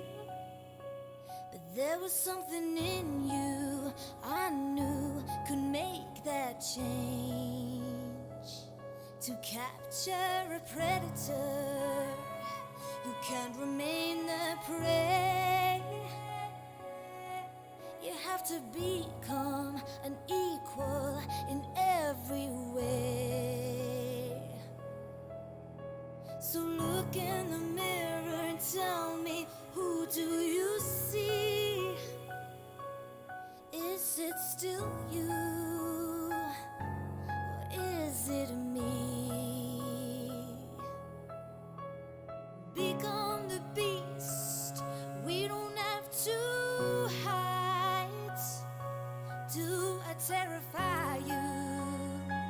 Or do you feel alive?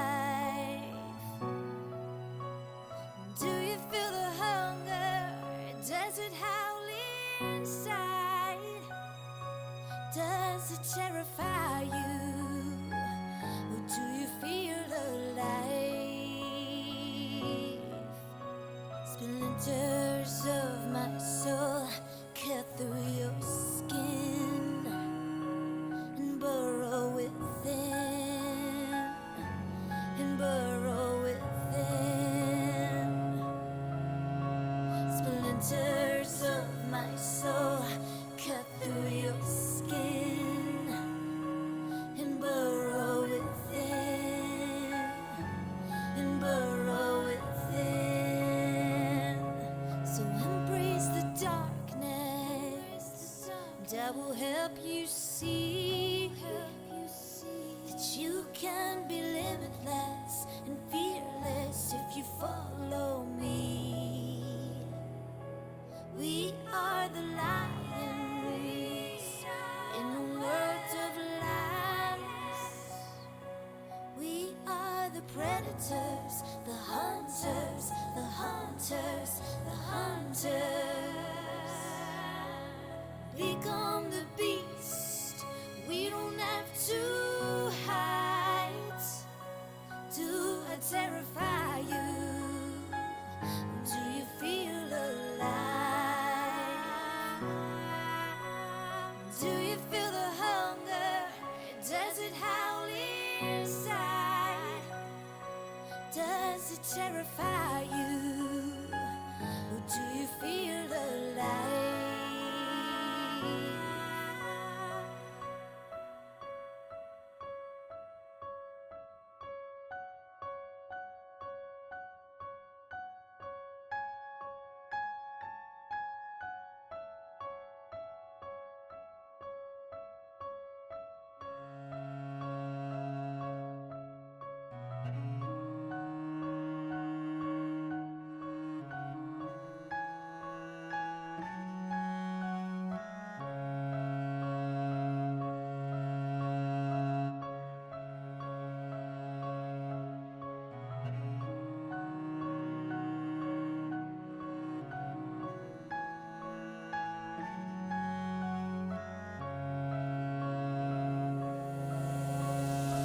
Splinters of my soul cut through your skin and burrow within, and burrow within. Splinters of my soul cut through your skin and burrow within, and burrow within. Splinters of my soul cut through your skin and burrow within, and burrow within. Splinters of my soul cut through your skin and burrow within. Do you burrow within? Do you feel the hunger? Does it howl inside? Does it terrify you? Or do you feel alive?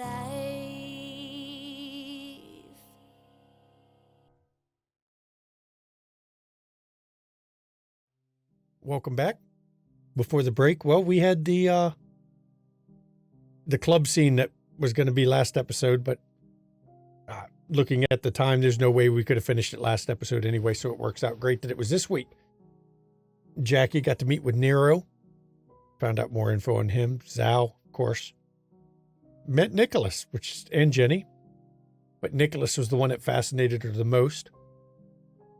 Braden was met. Jenny scared a whole bunch of club goers, which was interesting. Isabella got to meet with her primogen and also met with Portia. And Lamar, this time you weren't the one touched by Portia, so I guess that's a positive. So we're actually going to pick up, the coteries going their separate ways, and we're doing a time skip. And so the events that we're about to go through, they don't happen all on the same night. These are all happening during this time skip at various points. But since we're going to keep time vague, we're actually going to flash over to Roscoe in his bookstore. Roscoe has something he wants to do this night in his bookstore, something he finds important.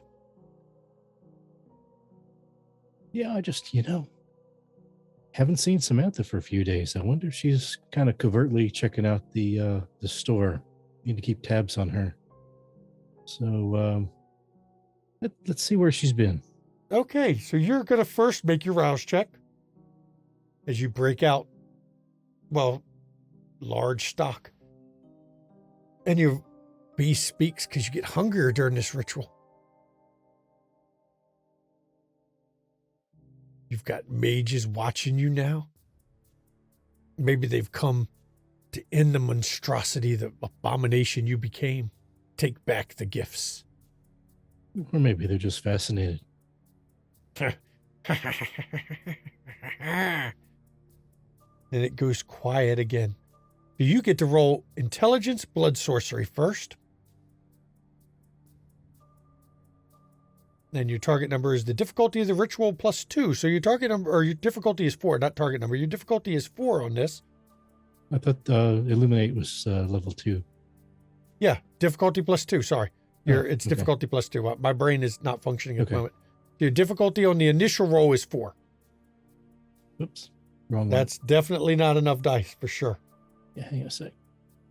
Because we know you have a lot more. And don't forget your extra +1 for your power bonus. Right. As you take out your ribbon and you put some blood on it and you go to light it. 7 successes with a crit.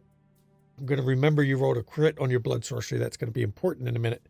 So your margin was 3 over, which means the difficulty to use your Illuminate the Trail of Prey is 6 minus your margin. So your difficulty for Illuminate the Trail of Prey is 3. And for that one, you roll intelligence plus survival, and you get your specialty.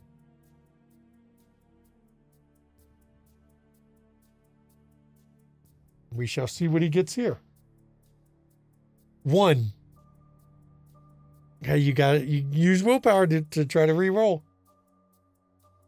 Apparently, this is another night where there's 2, huh? You cannot seem to get the ribbon to light. Now, you can try to roll again. Yeah. Take another rouse check, and we'll do it again. All right. We'll see how hungry you get getting this ritual, because you're pretty determined. Maybe Jackie should leave the room. And you get hungry again, and your beast speaks. See, I told you you're a failure. Can't make your simple ritual work. You should never have become what you were. What you are now, even. And now you get to roll again. Intelligence, blood sorcery. And see, here's the beauty of being a Tremere is you can keep trying until you frenzy from hunger. And eventually, okay, there's an impressive 7 again with a messy crit. This time you can feel the anger as you do it from your blood. Your difficulty is once again 3 with an intelligent survival roll. And it's funny because you roll 6 dice and had 1 success last time. 7 dice actually on that. Yeah, not doing good. 4, much better. And this time, after the taunting of the beast with determination, you manage to light this ribbon. And as soon as it burns, right in front of the shop is a trail. Now, this is a trail like you've never seen before. It's gray, devoid of color. That's very different. Where does it seem to go? You see it. Goes in front of the place. Looks like it come back and forth in front of the place more than once. But as you step outside, you see it head down the block further into the city.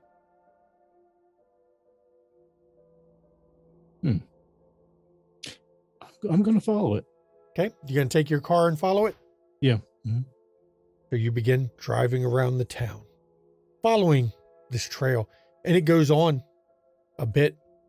Seems to not spend much time in the south side. It actually goes into the downtown area. It goes around. Oddly enough, it drives right past the Tremere Chantry, but it keeps going. It doesn't seem to have stopped. And then I need to make a roll.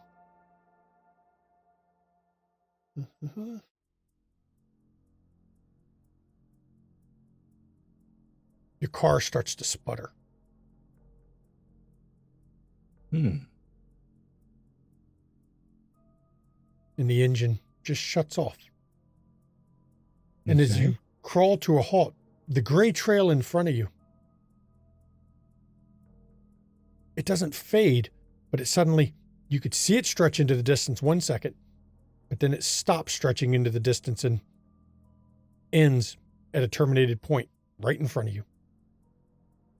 Okay. Now, is this sort of thing familiar to me as You've never seen previous... a trail disappear without it touching the person. But my truck sputtering to a halt. And, no, it's reliable. I mean, you drive the old truck for a reason. It can't be killed. No, the question I'm asking, is this familiar to me at all as from my previous mage training? Intelligence occult, please. Okay. Taking into account you were a trainee at one point, you were learning. So we'll do intelligence occult. Let's see what you can remember. 3? Are you still burning more willpower? It's up to you. Yes, I am. Okay, 4. You vaguely recall one of the easiest things to do as a mage is not big, powerful things, but to do minor things that have an explanation sometimes. Vehicles break down. Elevators stop working. Odd little things like that. Guns misfire. You actually recall yourself. Somehow during the war you had survived because guns misfired when they shouldn't have, and you didn't get shot. That was what was leading to you being awakened in the first place. Okay. And now where am I in town at this point? You are, oddly enough, about 3 blocks from Chinatown. But not heading in that direction. You were actually heading downtown towards the Loop. Okay. You are in Tremere territory, though. Okay, but I'm not in Chinatown. No. Okay. Not close enough to matter. And tried starting the truck again a couple times, still fails. It doesn't seem to work at first. After 3 or 4 tries, it finally starts up, but the trail literally ends in front of you. Okay. And there's, I don't think that she's around anywhere. Wits awareness, if you want to find out. Well, I do. That was the whole point. And remember, you can also try sense the unseen. You'd be amazed at what can be seen. 4 on the wits awareness. Very nice. Very nice. And if you wish to try sense the unseen, that is a resolve all specs for you. With your power bonus, of course. Hang on a sec. Reroll that. With Eleanor gone, somebody might want to actually spend experience on up in their auspecs just to give you all somebody good with auspecs in the group. I somehow made my character sheet go away. I can see it. Okay. Want me to roll it? Nope, I got it back. No, please Okay. don't. Sorry, I'm taking up all the time here. No, that's what we're doing here. You can see what you figure out.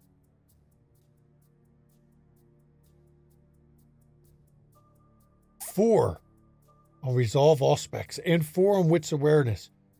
You don't see anyone around. Now, the oddest thing using your resolve all specs, you can see what's happened to the end of your trail. It's curled up on itself.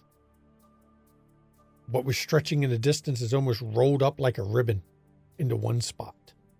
But there's a trace of something. God, there's a touch of magic to it. Real magic. Awakened magic. Not kindred magic. Okay. And there's nothing to remind me of what happened when I tried to find Eleanor. No, it was totally different. That one just went in a circle around itself. This one, but it's almost like something cut it and it recoiled back and rolled up on itself right in front of you. It's the oddest thing, and it makes no damn sense. It defies what you know of blood magic. But okay, the laws of reality are slightly different depending on whose magic you use. True. Okay, well, if it seems like it's come to an end here, not much point in continuing. Are you gonna head back to your shop? I'll retrace the trail going back to my shop. That one still goes that direction, goes all the way back. Okay. Leaving Roscoe to ponder. Well, very interesting. A little conundrum. Now we're going to flash over to Jenny. Jenny, as you've called him, your man Frank, comes into your office over at the restaurant. Genevieve, I did what you wanted. I finally heard back from the casino. Awesome. They've accepted your prize offer. Excellent. Thank you, Frank. They had some questions about why this individual, but I kind of sold them on it was a favor, an inside deal that favors owed to family members. And so we were just going to give it to somebody, make it look charitable, but that kind of thing. They were just happy, they just liked the extra money. I still don't understand why, but I know you don't include me on all that. So it's okay.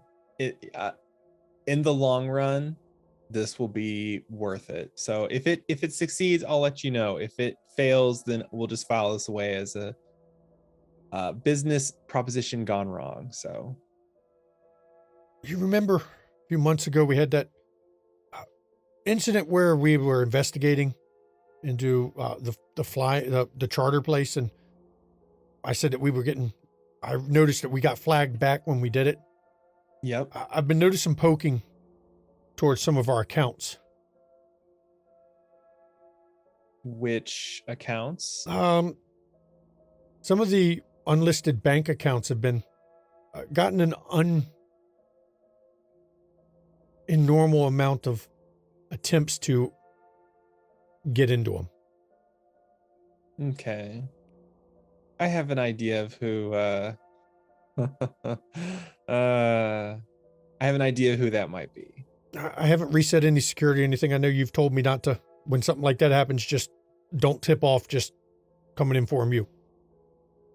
Yeah. I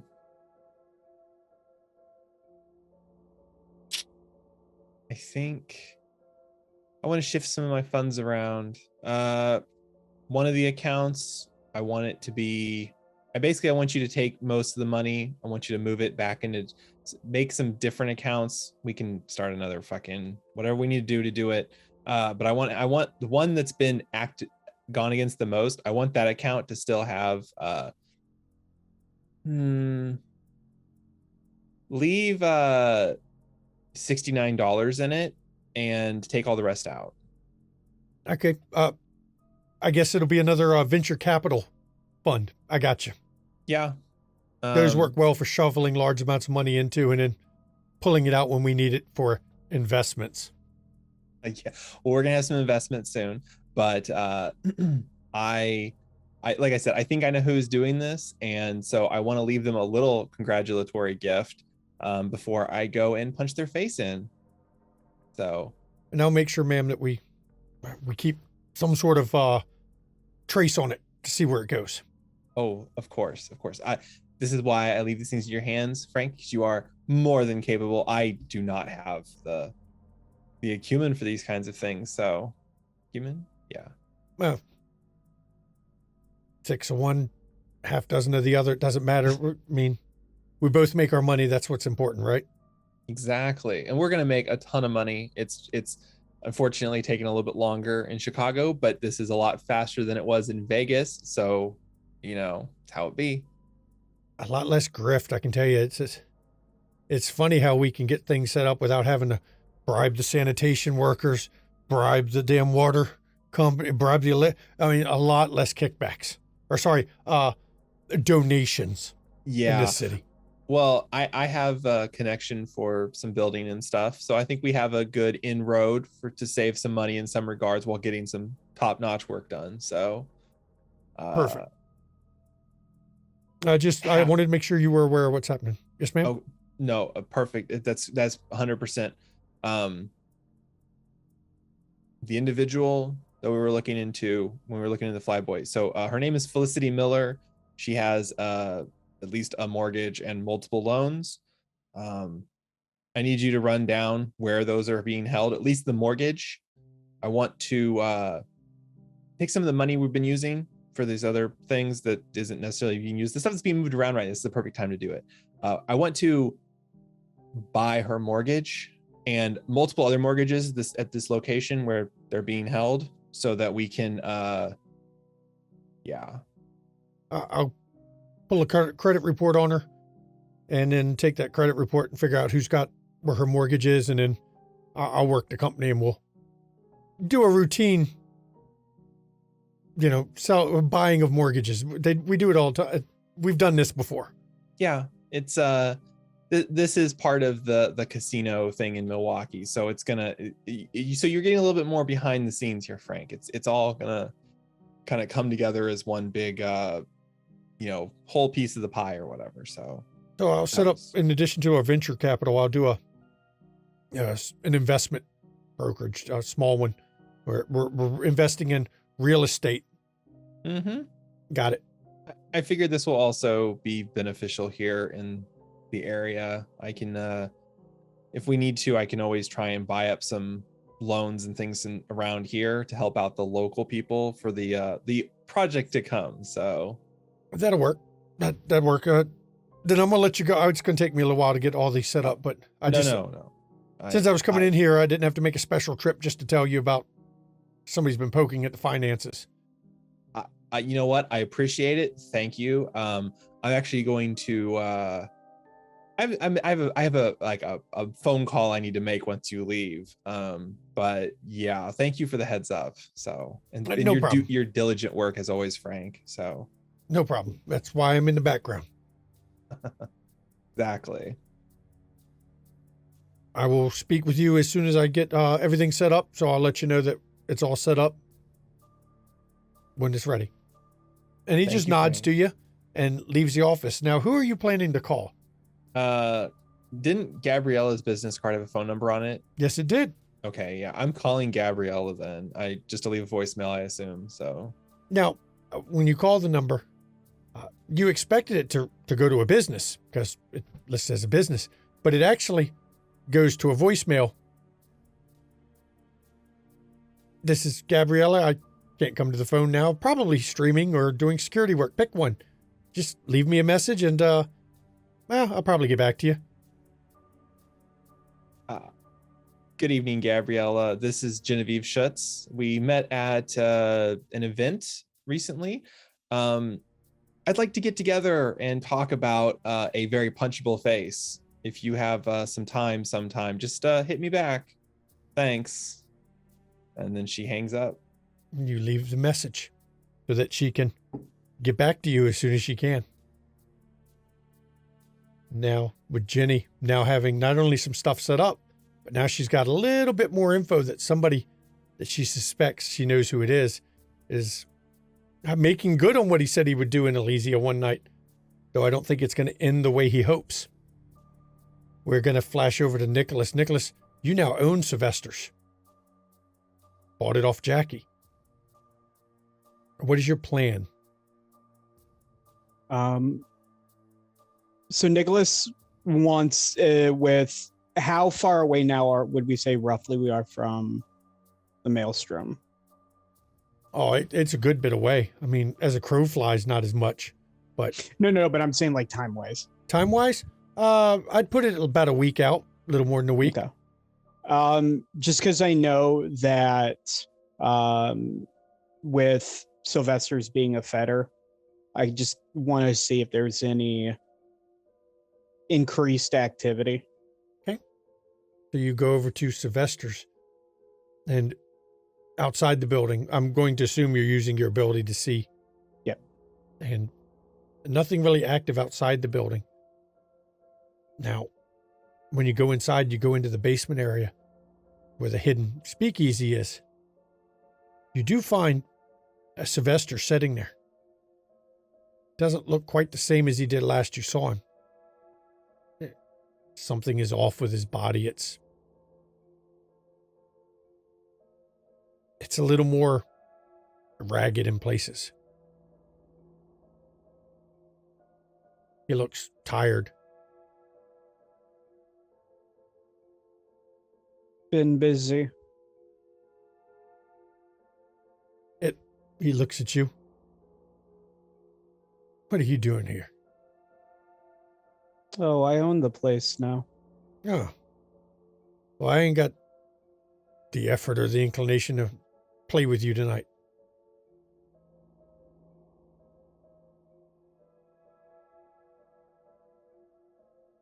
Have you been affected?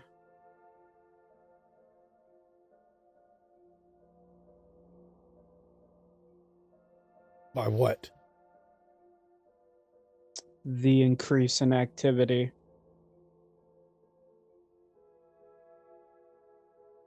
Let's just say it's an exciting few nights for one of my kind. I'm aware. What do you know about it?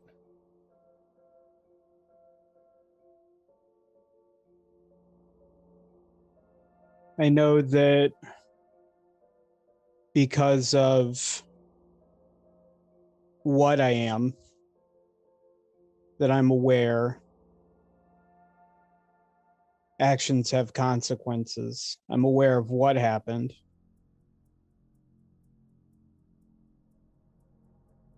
And I know that it tends to stir up some angrier sorts. I've heard rumors of your kind. Don't unlive as long as I have and not know about your kind. I don't know what you all know about what goes on here. But let me just say that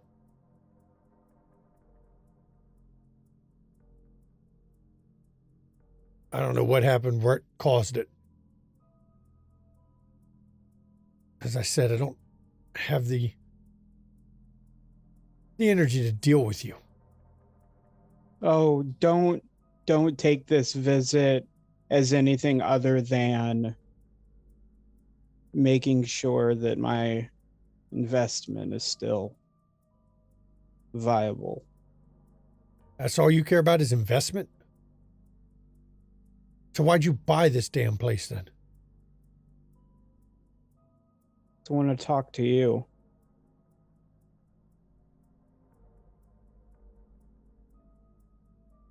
I know what you are. You fuck with this building, I will destroy you. And it seems we have an understanding. Yeah. Leave my shit alone and I'll leave you alone.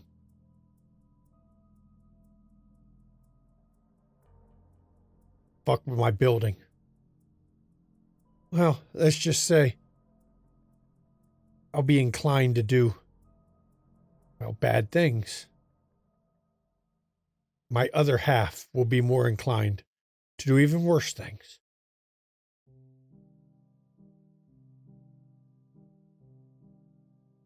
Then perhaps there should be some incentive for me to make sure nothing happens to your building. The incentive is nothing happens to the building, nothing happens to you. Oh, but so many things are out of my control, Sylvester.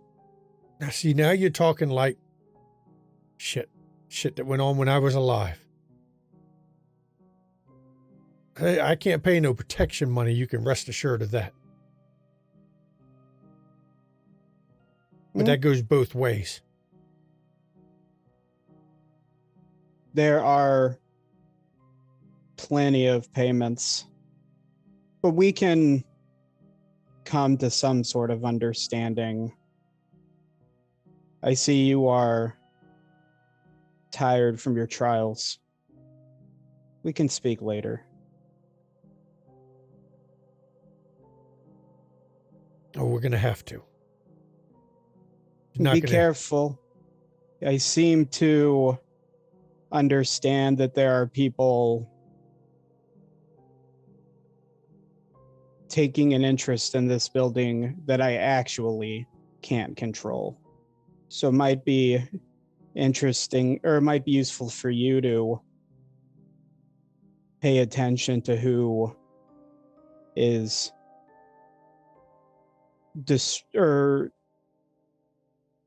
defacing this building that's so precious to you. I tell you what, when I feel a little better, you can do something for me. And in return, I will tell you a little more about this building than I think you know. When you're feeling better. Take care of these nights. I've been around a long time. One of the oldest in the city. I'm still here. Don't worry about me. But you want to come to an arrangement? We'll see. Like any arrangement then, you do something for me, I do something for you. Well, have a good night, Sylvester. Now Nicholas get out of turn my to house. walk out. And you turn and leave him sitting there, looking definitely more ragged than he was. He didn't even stand up when you come in. How does the building itself look? Building itself looks fine. Now, granted, your ability to see the spirits don't really extend to seeing the building in its condition. Oh, no, I'm talking Still like... as a fetter.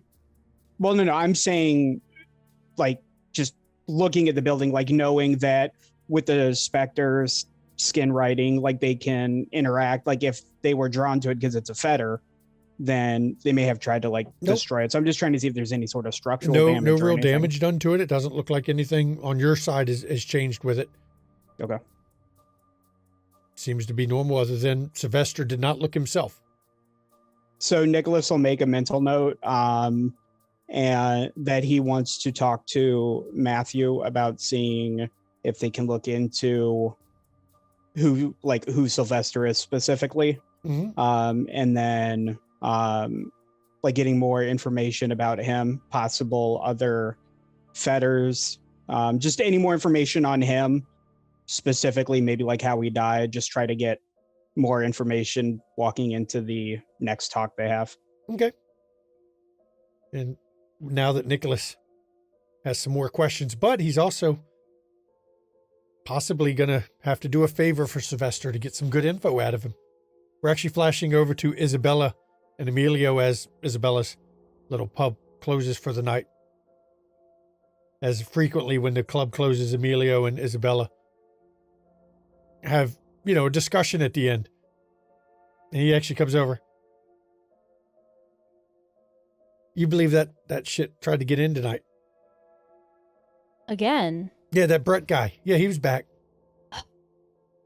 He didn't say he had any messages this time, did he? No, he just was wanting to come in. And at first he come up to the door like he could walk in. And I asked if he was here officially, and he said no, so I told him wait in line.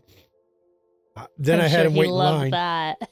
And he wasn't happy with that. And then I just never told him come in.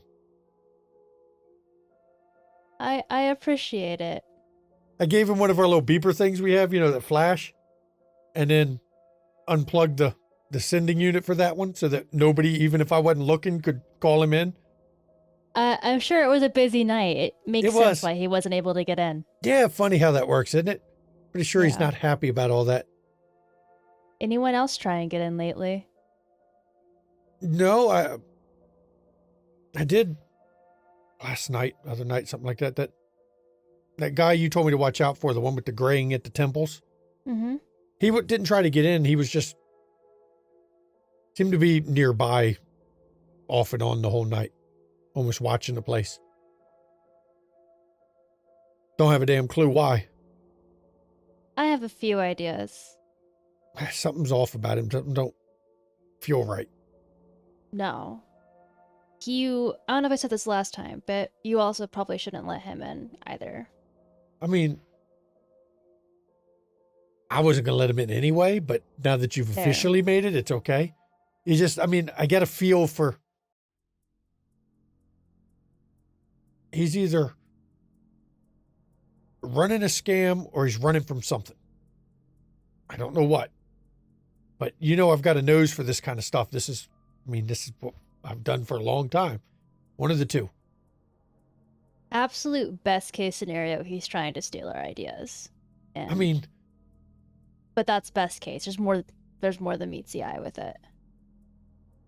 It's not hard to arrange, go get too much stealing of our ideas. It's not hard to arrange a small fire and just end his fucking ideas right off, but we've done it before.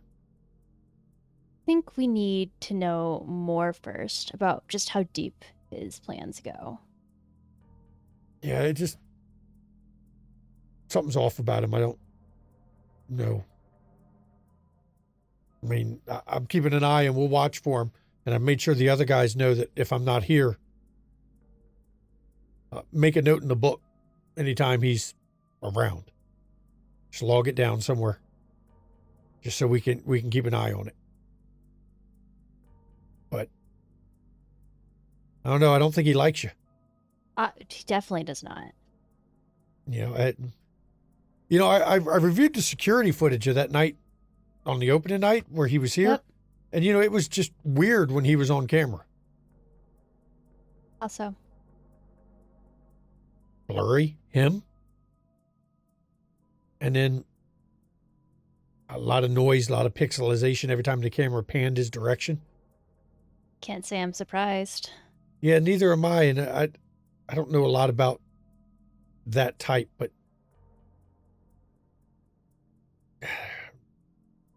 can't put my finger on it, but something about him. Has that happened on any other cameras since then? No, just him. But there's something. Okay. It reminds me of something. I'm trying to figure out what it is. If I remember, I'll let you know. Of course. There's a lot of stuff up here that, so many damn years. So I don't know how you do it. I don't know how you keep track of it all. It's never my strong point, I Hey, mean, you remember when, you caught me stealing the I wine? do remember that's how we became friends. Yeah, it's just, you wouldn't have caught me if I'd remembered to check. I mean, don't know. I knew the place pretty well. Yeah, but I was normally really careful, so yeah, it's just, that's never been my strong point, It's not what I'm best at, but it's definitely some weird shit in this city. I mean, at least it's not like Decker. Man, that guy gave me the creeps. There's a few others in this town that give me the creeps. They don't give you the creeps. Any of them I should and- put on the list that can't come in? Not that can't come in necessarily. We don't want to go that far with it. But she kind of describes Annabelle and Portia. She doesn't think they'll come, but just in case, have Amelia let her know if they ever come. Okay. You got a name I can note down just to keep an eye out in case somebody makes a reservation under those names? Annabelle or Portia. Portia, And if now that's either a one of weird those name. do, please call me. I'd like to I be can here do for that. I can do that. That's not a problem. Portia's one that's, that one's one to remember. I've not heard that name before, but Annabelle, it's a rare enough name we should know. Okay. Nope. Anything else you need me to do tonight? I think that about covers it. If you could just finish closing up. Yep. We had a good take tonight. Profits are up. So that's always good. Looks like that piece that Amelia lady did in the paper helped We a have bit to with send that. her a thank you for that. Yeah. We could send her a bottle of wine, but from what you've described, I don't think wine's her taste. No, probably not. I'm sure we'll think of something. Yeah, we'll find something. But you have a good night and sleep well during the day, I guess? I appreciate the sentiment. And he nods and goes back, starts, making sure the staff are doing what they're supposed to and not slacking off. As Isabella learned that she is being watched by this Braden guy, apparently. Now we're actually going to flash to Lamar. Any particular way you're going to find Isha? I believe like he has. Does he have her number to get in touch with her? I'm sure you've gotten it by now. Hers, at least. Then yeah, he will. He'll like send her. He'll just send her a text like, got some info you might want. Where do you tell her to meet you? You know what? A pub on the south side. Is it the same club that you normally meet with Tariq? No, we'll go to a different, more seedier one. Oh, more seedier one. Okay. Well, you get in there first. No matter what time you're leaving, you apparently beat her there. She finally comes strolling in later. Her attire actually, oddly enough, matches the neighborhood. Not too worn out, but not too nice and new either. As if she's very good at blending in. Not seeming to attract attention, but when she comes over, she sits down and goes, "Hey, just so you know, I almost didn't find this damn place because whatever you sent me in this text." Oh yeah, shit. My bad. Yeah, that might not be working the best way. That was but I found it. You said you got some info, so I'm here. How you doing? Yeah, I'm good. But yeah, that thing we talked about those parties you were looking into. Oh yeah. I still haven't found out. I know they're in town. I've heard more rumors about it, but the other party, it didn't pay off. I brought the party favors and it was, I'll be frank, it was a real fuck fest, but nobody let slip where the blood raves are. Might want to try the Undercity. Wait, there's an Undercity? Oh, yeah, there is. And while it's not necessarily difficult to get into, it's watched. It's heavily watched, but someone's operating down there. So if you've got any pull with the Nosferatu, or if you can get Khadijah to talk to him. I remember watching a TV show, something about when the building, the city burned and everything, but I thought all that was like gone with the flood that came through. Don't believe all the stuff you see. Wow. Okay, well that opens things up a bit. Okay, I'm going to take a wild guess here. I think it's our sewer rat friends that I might have to deal with, isn't it? Yep. Hate dealing with them. They always demand such high prices. Usually worth paying, though. Yeah, but man, okay. They're under there. Oh, that's good to know. That's good. Good to know. When I find out, you going to come with me? Yeah, said I'd come with you. So we'll check it out. We'll figure out what's going on there. That's good. I need a break. Khadijah's been just running me ragged here lately. Well, speaking of, there is something you can kind of do for me in that regard, since I don't know the next time I'll be able to see her without trouble. Okay. There's a guy in town, goes by the name of Braden White. Might have introduced himself as Clifton Walker. I need to know if he actually stopped in to see her. Okay.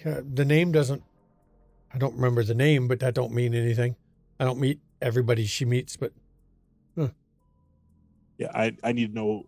I need to know if he came to see her, because he says he plays for my team, so to speak. but I just met him the other day, and I don't know. I want to make sure that he's in town officially, if you get what I mean. Yeah, I get you. I'll ask her about it. I'll find out if she knows anything. Clifton Walker, you said. Also maybe Braden White, one of the two names. His name is Braden White, but he's going by Clifton Walker. And yeah, the sooner you can get me that information, the better. I'm trying to narrow down something. Got a description? Just in case. I mean, if you already got two names, did he come under either name? About yay tall, black hair, kind of white the temples. Okay. Yeah, I'll ask her about it. And then when I find something out, I'll come let you know. Cool. That'll help a lot. Yeah. As soon as I know that, I can work on the other thing that she. Yeah, that's what she's been having me. How can I put this? I don't want to say bad things, but positively paranoid about cult activity in the city right now. Well, given what they're supposedly about, that means for you guys, I get why she's worried.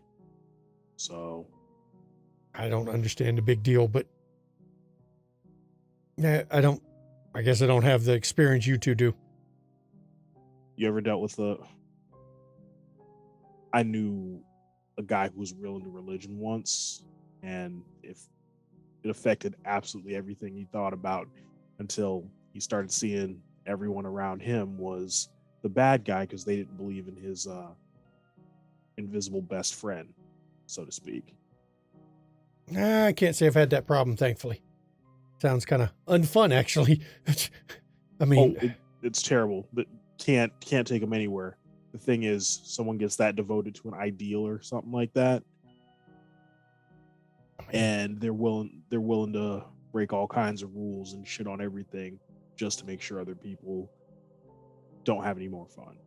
Yeah, I'm used to those kind of people being the ones that, they act like that and then secretly they're the ones buying the, fucking the heroin or, the craziest shit that I can come up with.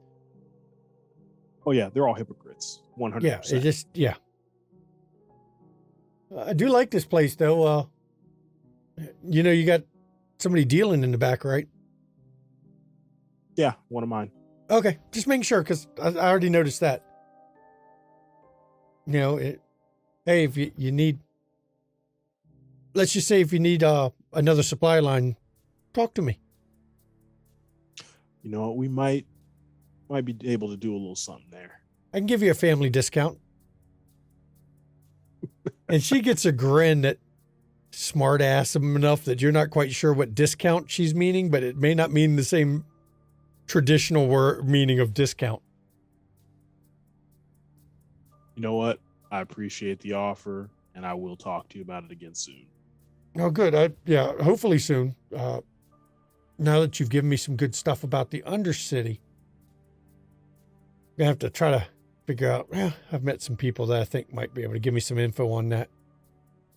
That explains a lot about why I haven't been able to find where it is yet. But now I have ideas of where to look. So this should be an interesting little investigation. Well, happy hunting, and I hope you find what you're looking for. I hope so too. Well, you have a good evening because I've got another meeting tonight. I got don't get me started. She's been running me ragged. I'm some sort of messenger now. I'm supposed to go over to some steakhouse and tell some guy there that Khadijah wants to speak with him. Sylvester's? No, Morgan's. Okay. She said I'll recognize him. She didn't have a name. I mean, she said Cedric, but she said don't worry about the name. Look for the top hat. Yeah, you'll run right into him. I hear he's a fun date, so to speak. Well, yeah, I've just been told I got to go get him and or at least tell him that she wants to meet with him because she don't believe in using the phone for that kind of stuff. So, we're going old school, as she says. He's one of our friends from down below, so to speak. So you talk to him, right? You might even get what you need. Oh, so that's why she said, don't worry about what he looks like. Got it. Thought it was odd, but okay, makes sense to me. Well, you have a good night, Lamar, and I'm sure I'll talk to you in a few days. Night. And she gets up, and as she gets up to walk away, you see again, is every time she's been around you, she seems to be nervously twitching her hands together as she's around you. Some sort of tick that she gets when she's uncomfortable with who she's around. Lamar can't help but smile at that a little bit. He'll sit back for a minute. We'll let her go and get out. Then he'll go. Okay, and you slip off into the night. Now we have one final scene left for this episode. Jackie, you have some info you wanted to gather with some new information you had to find out some stuff. What do you got? Yes, Sergeant.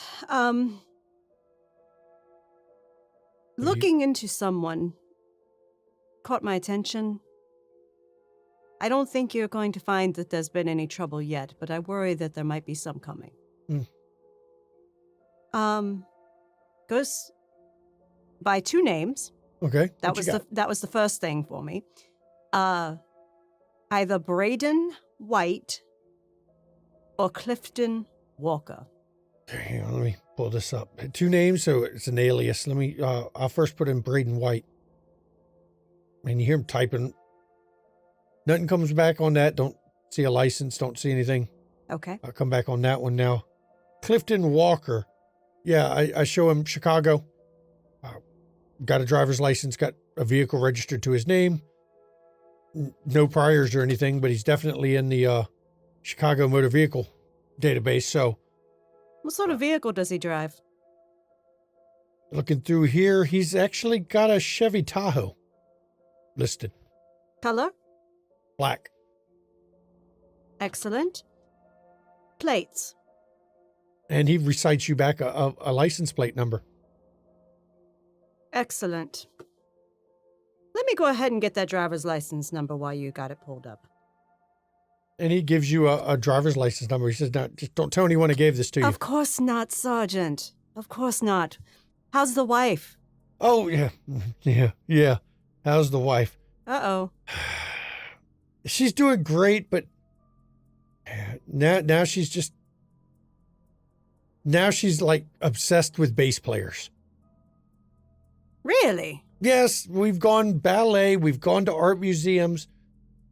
She had a good time at your cabaret. Now she just wants she wants to go, and she heard this guy's real good with a bass. She heard that guy. I swear the woman has more damn... What sort of music is she into?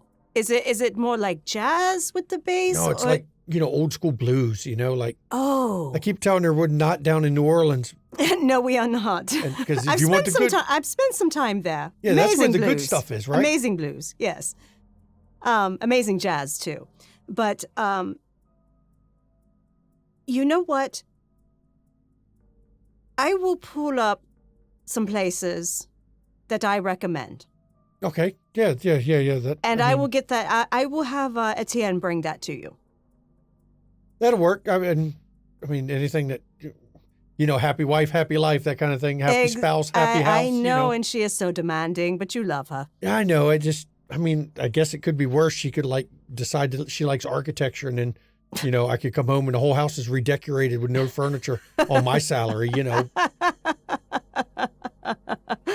Yes, that might require a second mortgage, huh? Yeah, it might require me to do something I don't like to do. Yeah, we're not going to do that. We're not going to do that. Be like half the other guys on the force, and, I'm aware. But see, that's why I like working for you. You do have a line you won't cross. Well, I've crossed it with you, but...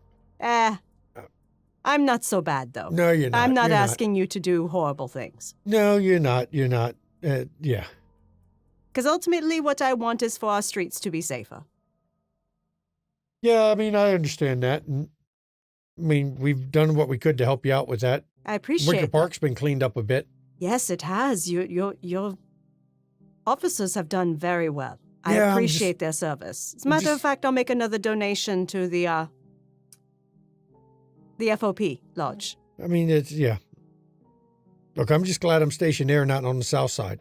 We lost 2 officers last night. What? Yeah. Where on the south side? And he gives you a street, Mm-hmm. just drive-bys. Really? Yeah, it's gotten a little crazy. I don't know what the hell's going on down there. Well, be glad you are assigned to Wicker Park Precinct. Yeah, I am, but I understand. It's a family, I understand. I'm not going to lie. I didn't give a shit when it was homeless and gangsters killing each other down there, but now they've started shooting up the cops. Yeah. I just want to know which group did it. Because whichever group did it, we're going to go down and, Be careful. well, I won't be part of it. I'm the lieutenant around here. I can't exactly be part of that kind of a I know. plainclothes operation where we go down and start roughing people up. But, I know. I'll be in the know and we'll make sure a message. I'll see if I can find out something for you. You didn't hear I got promoted, though, did you? See, I slipped that in on Look you. at that. You are no longer my sergeant. You are now a lieutenant. Yeah, well, let's just say that we've done it's been noticed. The good work that's been going The on? community outreach. Yes. You've been given enough donations that they've noticed that, I've been helping out in that neighborhood and, apparently it's cleaned up the neighborhood, the crime's down, and suddenly I'm promoted. Funny how money does that, isn't It's it? funny how money does that. Yeah. I am very proud of you, Lieutenant. Maybe one day you'll get to call me Chief. You know what? That would be lovely. Yeah, well, I don't know. Doubt I'll get it. I heard that. I've met the Chief a few times, but he's a fucking kiss ass. Of course he is, because it's an appointed position. Yeah, he sucks up to whoever's running the damn city that week. Mm-hmm. Mm-hmm. Isn't the mayor up for election again soon? Yeah, next year. I'm hearing rumors that somebody's going to challenge her this time. Somebody with a Really? lot of backing. Really? Yeah. We'll see. We haven't decided. The union hasn't decided who we're going to back yet. We got to. You get a name on who might be running against our mayor, you let me know. I had the name. I don't remember off the top of my head. That's okay. Not I'll let urgent. you know as soon as I get a chance. Not urgent. We've been talking about it because, whenever there's a new candidate, it always becomes, well, you want the police endorsement. You've got to, what are you going to do for us? What is your policy on our budgets? All that game. Of course. So, yeah, we'll, I know somebody mentioned it, talked about it. It's a woman that she's got a lot of good connections. Excellent. Yeah, apparently she doesn't have a funding problem here lately. Yeah, that's Money solves a lot of problems. That was the talk. What we were talking about is that she seems to, I forget the damn name, but the bankroll, the money, let's just say several sizable donations to the FOP Lodge have come in. So that generally says it's a good thing. Excellent. So we'll see how that goes. Excellent. Well, Lieutenant, congratulations again on your thank you. promotion, and thank you for this information. As soon as, if I catch any wind of this gentleman being an issue in the territory you serve, I will let you know. I will even let you know, of course, after reporting it to the appropriate precinct, if he does something somewhere else. The nice thing is you'll be easier to find me. I'll be at, lieutenant's desk job. Yes. Won't be on the street as much, but be easier to find me. Absolutely. So- Absolutely. But I will have a list of places within the week, and Oh, Etienne will drop it off for you. Perfect. I'm at the precinct now, so you can just drop it off there. Yep, absolutely. And if I'm not there, somebody will put it on my desk for me. So Perfect. well, thank you. You're welcome. You have a good night, Jackie. You too, darling. And Bye-bye. he hangs up the phone. And Jackie now has, actually more info than she expected. Mm-hmm. I think everybody in these little conversations they had came out of them with a little more info than each one expected going into it. And this is where we're going to end this episode, where everyone went to the Succubus Club. Some people got their mind pilfered. Some people had a discussion and threatened Nero. I'm not going to say who that person was. Somebody threatened Nero. Had a nice conversation with Zhao. Had an interesting conversation with Braden. And then, of course, everyone gathered a little more intel about their own little projects and their own little part of the city. And I'd, of course, like to thank the players for this week's episode and the viewers.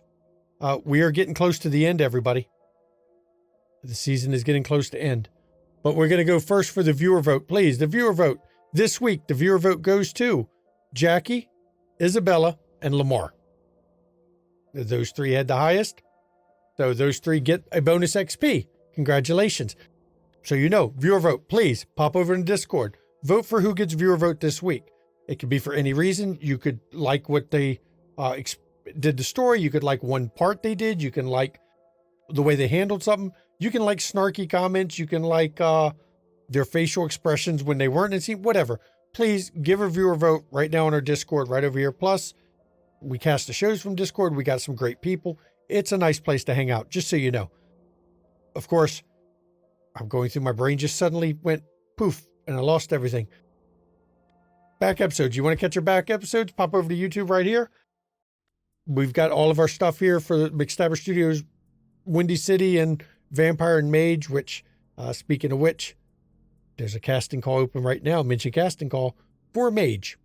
Season 3 Mage is coming back. It does not require any playing in Season 1 or 2. So Season 3 is coming. You want to go back to 1980s Miami? Mage is the place to do it with Ravnos Archon. So just to let you know. Merchandise. Get your merchandise. Check out the merchandise. Get your Windy City merch. Want to see some good content? We got a list of content creators over here that we like to support and shout out because they put good content. One of them's right here below us. Mischievous Red right there. Isabella, you can go and maybe she'll spoiler some of the stuff in her stream about what she's, her own character's motivations if you ask her. Maybe. Or maybe she'll tell you to pound sand. It's Isabella. She might burn your shop down. You don't know. Could be. Oh, yeah. There we go. If you want to support the studio, if you like what you're seeing here, tell your friends. If you're watching us on Twitch, give us a follow on Twitch. If you really like it, give us a subscribe. If you don't want to give Twitch half the money because Twitch is a pimp, we got KoFi over here. You can go and give money to KoFi. That doesn't have half of it taken out. Bits and donations, they go to the players, not to the studio because, we like to give back to the players a little something here. So you can donate bits, you can donate donations, you can go get a coffee. We got lots of ways for you to show love to the McStabbers as a whole.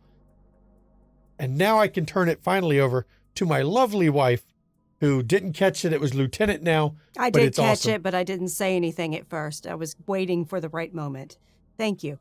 So coming up over the next week, we have on Saturday at 3 p.m. Eastern, TIS with London Esoteric Society, our Call of Cthulhu 7E stream. Set in Victorian London, you'll want to join that crew as they have some new players at the table that are all investigating cult stuff and going insane. Fantastic. That's the return of London Esoteric Society on the 15th, this Saturday at 3 p.m. Eastern, starting up season 4 of that amazing show. And then on the 16th, I am off by my dates. I'm not the only one off by a date. That's great. It happens to us all. Yeah, I went into my scene thinking one thing was going to happen, and so it totally threw me off. So let's see, 22nd, sorry, that is London Esoteric Society still at 3 p.m. Eastern on Saturday. That's going to be episode 2 of season 4. So I have no idea what's going to happen this coming Saturday because we record on Thursday nights and it screws me up for scheduling. And they're back after a month break, so who knows what's happening? Who knows? I know they've advanced some time and new cast, and who knows what's going to happen this coming Saturday. So for next Saturday, I have no idea. But anyway, and then we will be back here on the 23rd, Sunday at 5 p.m. Eastern with episode 7 of season 5 of Windy City After Dark. Yep, we are getting close to the end of the season, not of the Chronicle. Trust me. There's still a lot of story left. Hell, we're just now laying threads. So trust me, it'll be all good. As always, at the end of our streams, everybody, please take mental health seriously. Check in on friends, check in on your family, check in on your loved ones. Please make sure they're okay because they may not be. And I know a lot of people aren't okay right now. And all it takes is a lifeline, somebody to listen. Okay. It's okay to not be okay. And please take your mental health seriously, just like you take your other health seriously. Mental health is health. Of course, if you do suffer from mental health issues, there's nothing wrong with reaching out to your friends, to those around you, your own support network. But if you feel you don't have one, right now in chat's a list of numbers that you can call or text 24 hours a day, 7 days a week, to get somebody to talk to listen to you, because we all need help sometimes. None of us can do it alone. And there's nothing wrong with that. There's nothing wrong with admitting that. And there's nothing wrong with reaching out, because we need it sometimes. And it's important. And if you're not from the U.S., you're not one of our U.S. viewers, there's also a link right here that you can actually go to that you can plug in your country, and it'll tell you support lines in your country, because it's important. And we take mental health very seriously, and we want everyone to be okay, so that you can continue to be here and watch us, or not watch us if you so choose. We just want everyone to be okay. And now I'm going to turn it over to my wife for her portion of her outro. If y'all have been tuning in, you already know. I'm a nurse. Timber Brad here's a nurse. We're going to tell you, go get your damn shots. Please get your damn shots. For real. Please get your damn shots. U.S. is over 60% vaccinated. Canada is almost 80% vaccinated. Really, folks? Come on. We can't let Canada beat us. Much love to my Canadian viewers. But thank y'all for getting so vaccinated. And our Canadian daughter. Yeah, and we have Canadian family. So yes, we love the Canadians. But seriously, we need more people to get vaccinated, for real. I've had numerous friends lose loved ones over the past week to COVID. I have dealt with friends dealing with acute grief from losing their loved ones that they couldn't be with because of COVID. Please, folks, get vaccinated if you can. Said with love. And from the cast of this amazing show, I thank you all, and we will see you next week. Good night, everybody. Good night.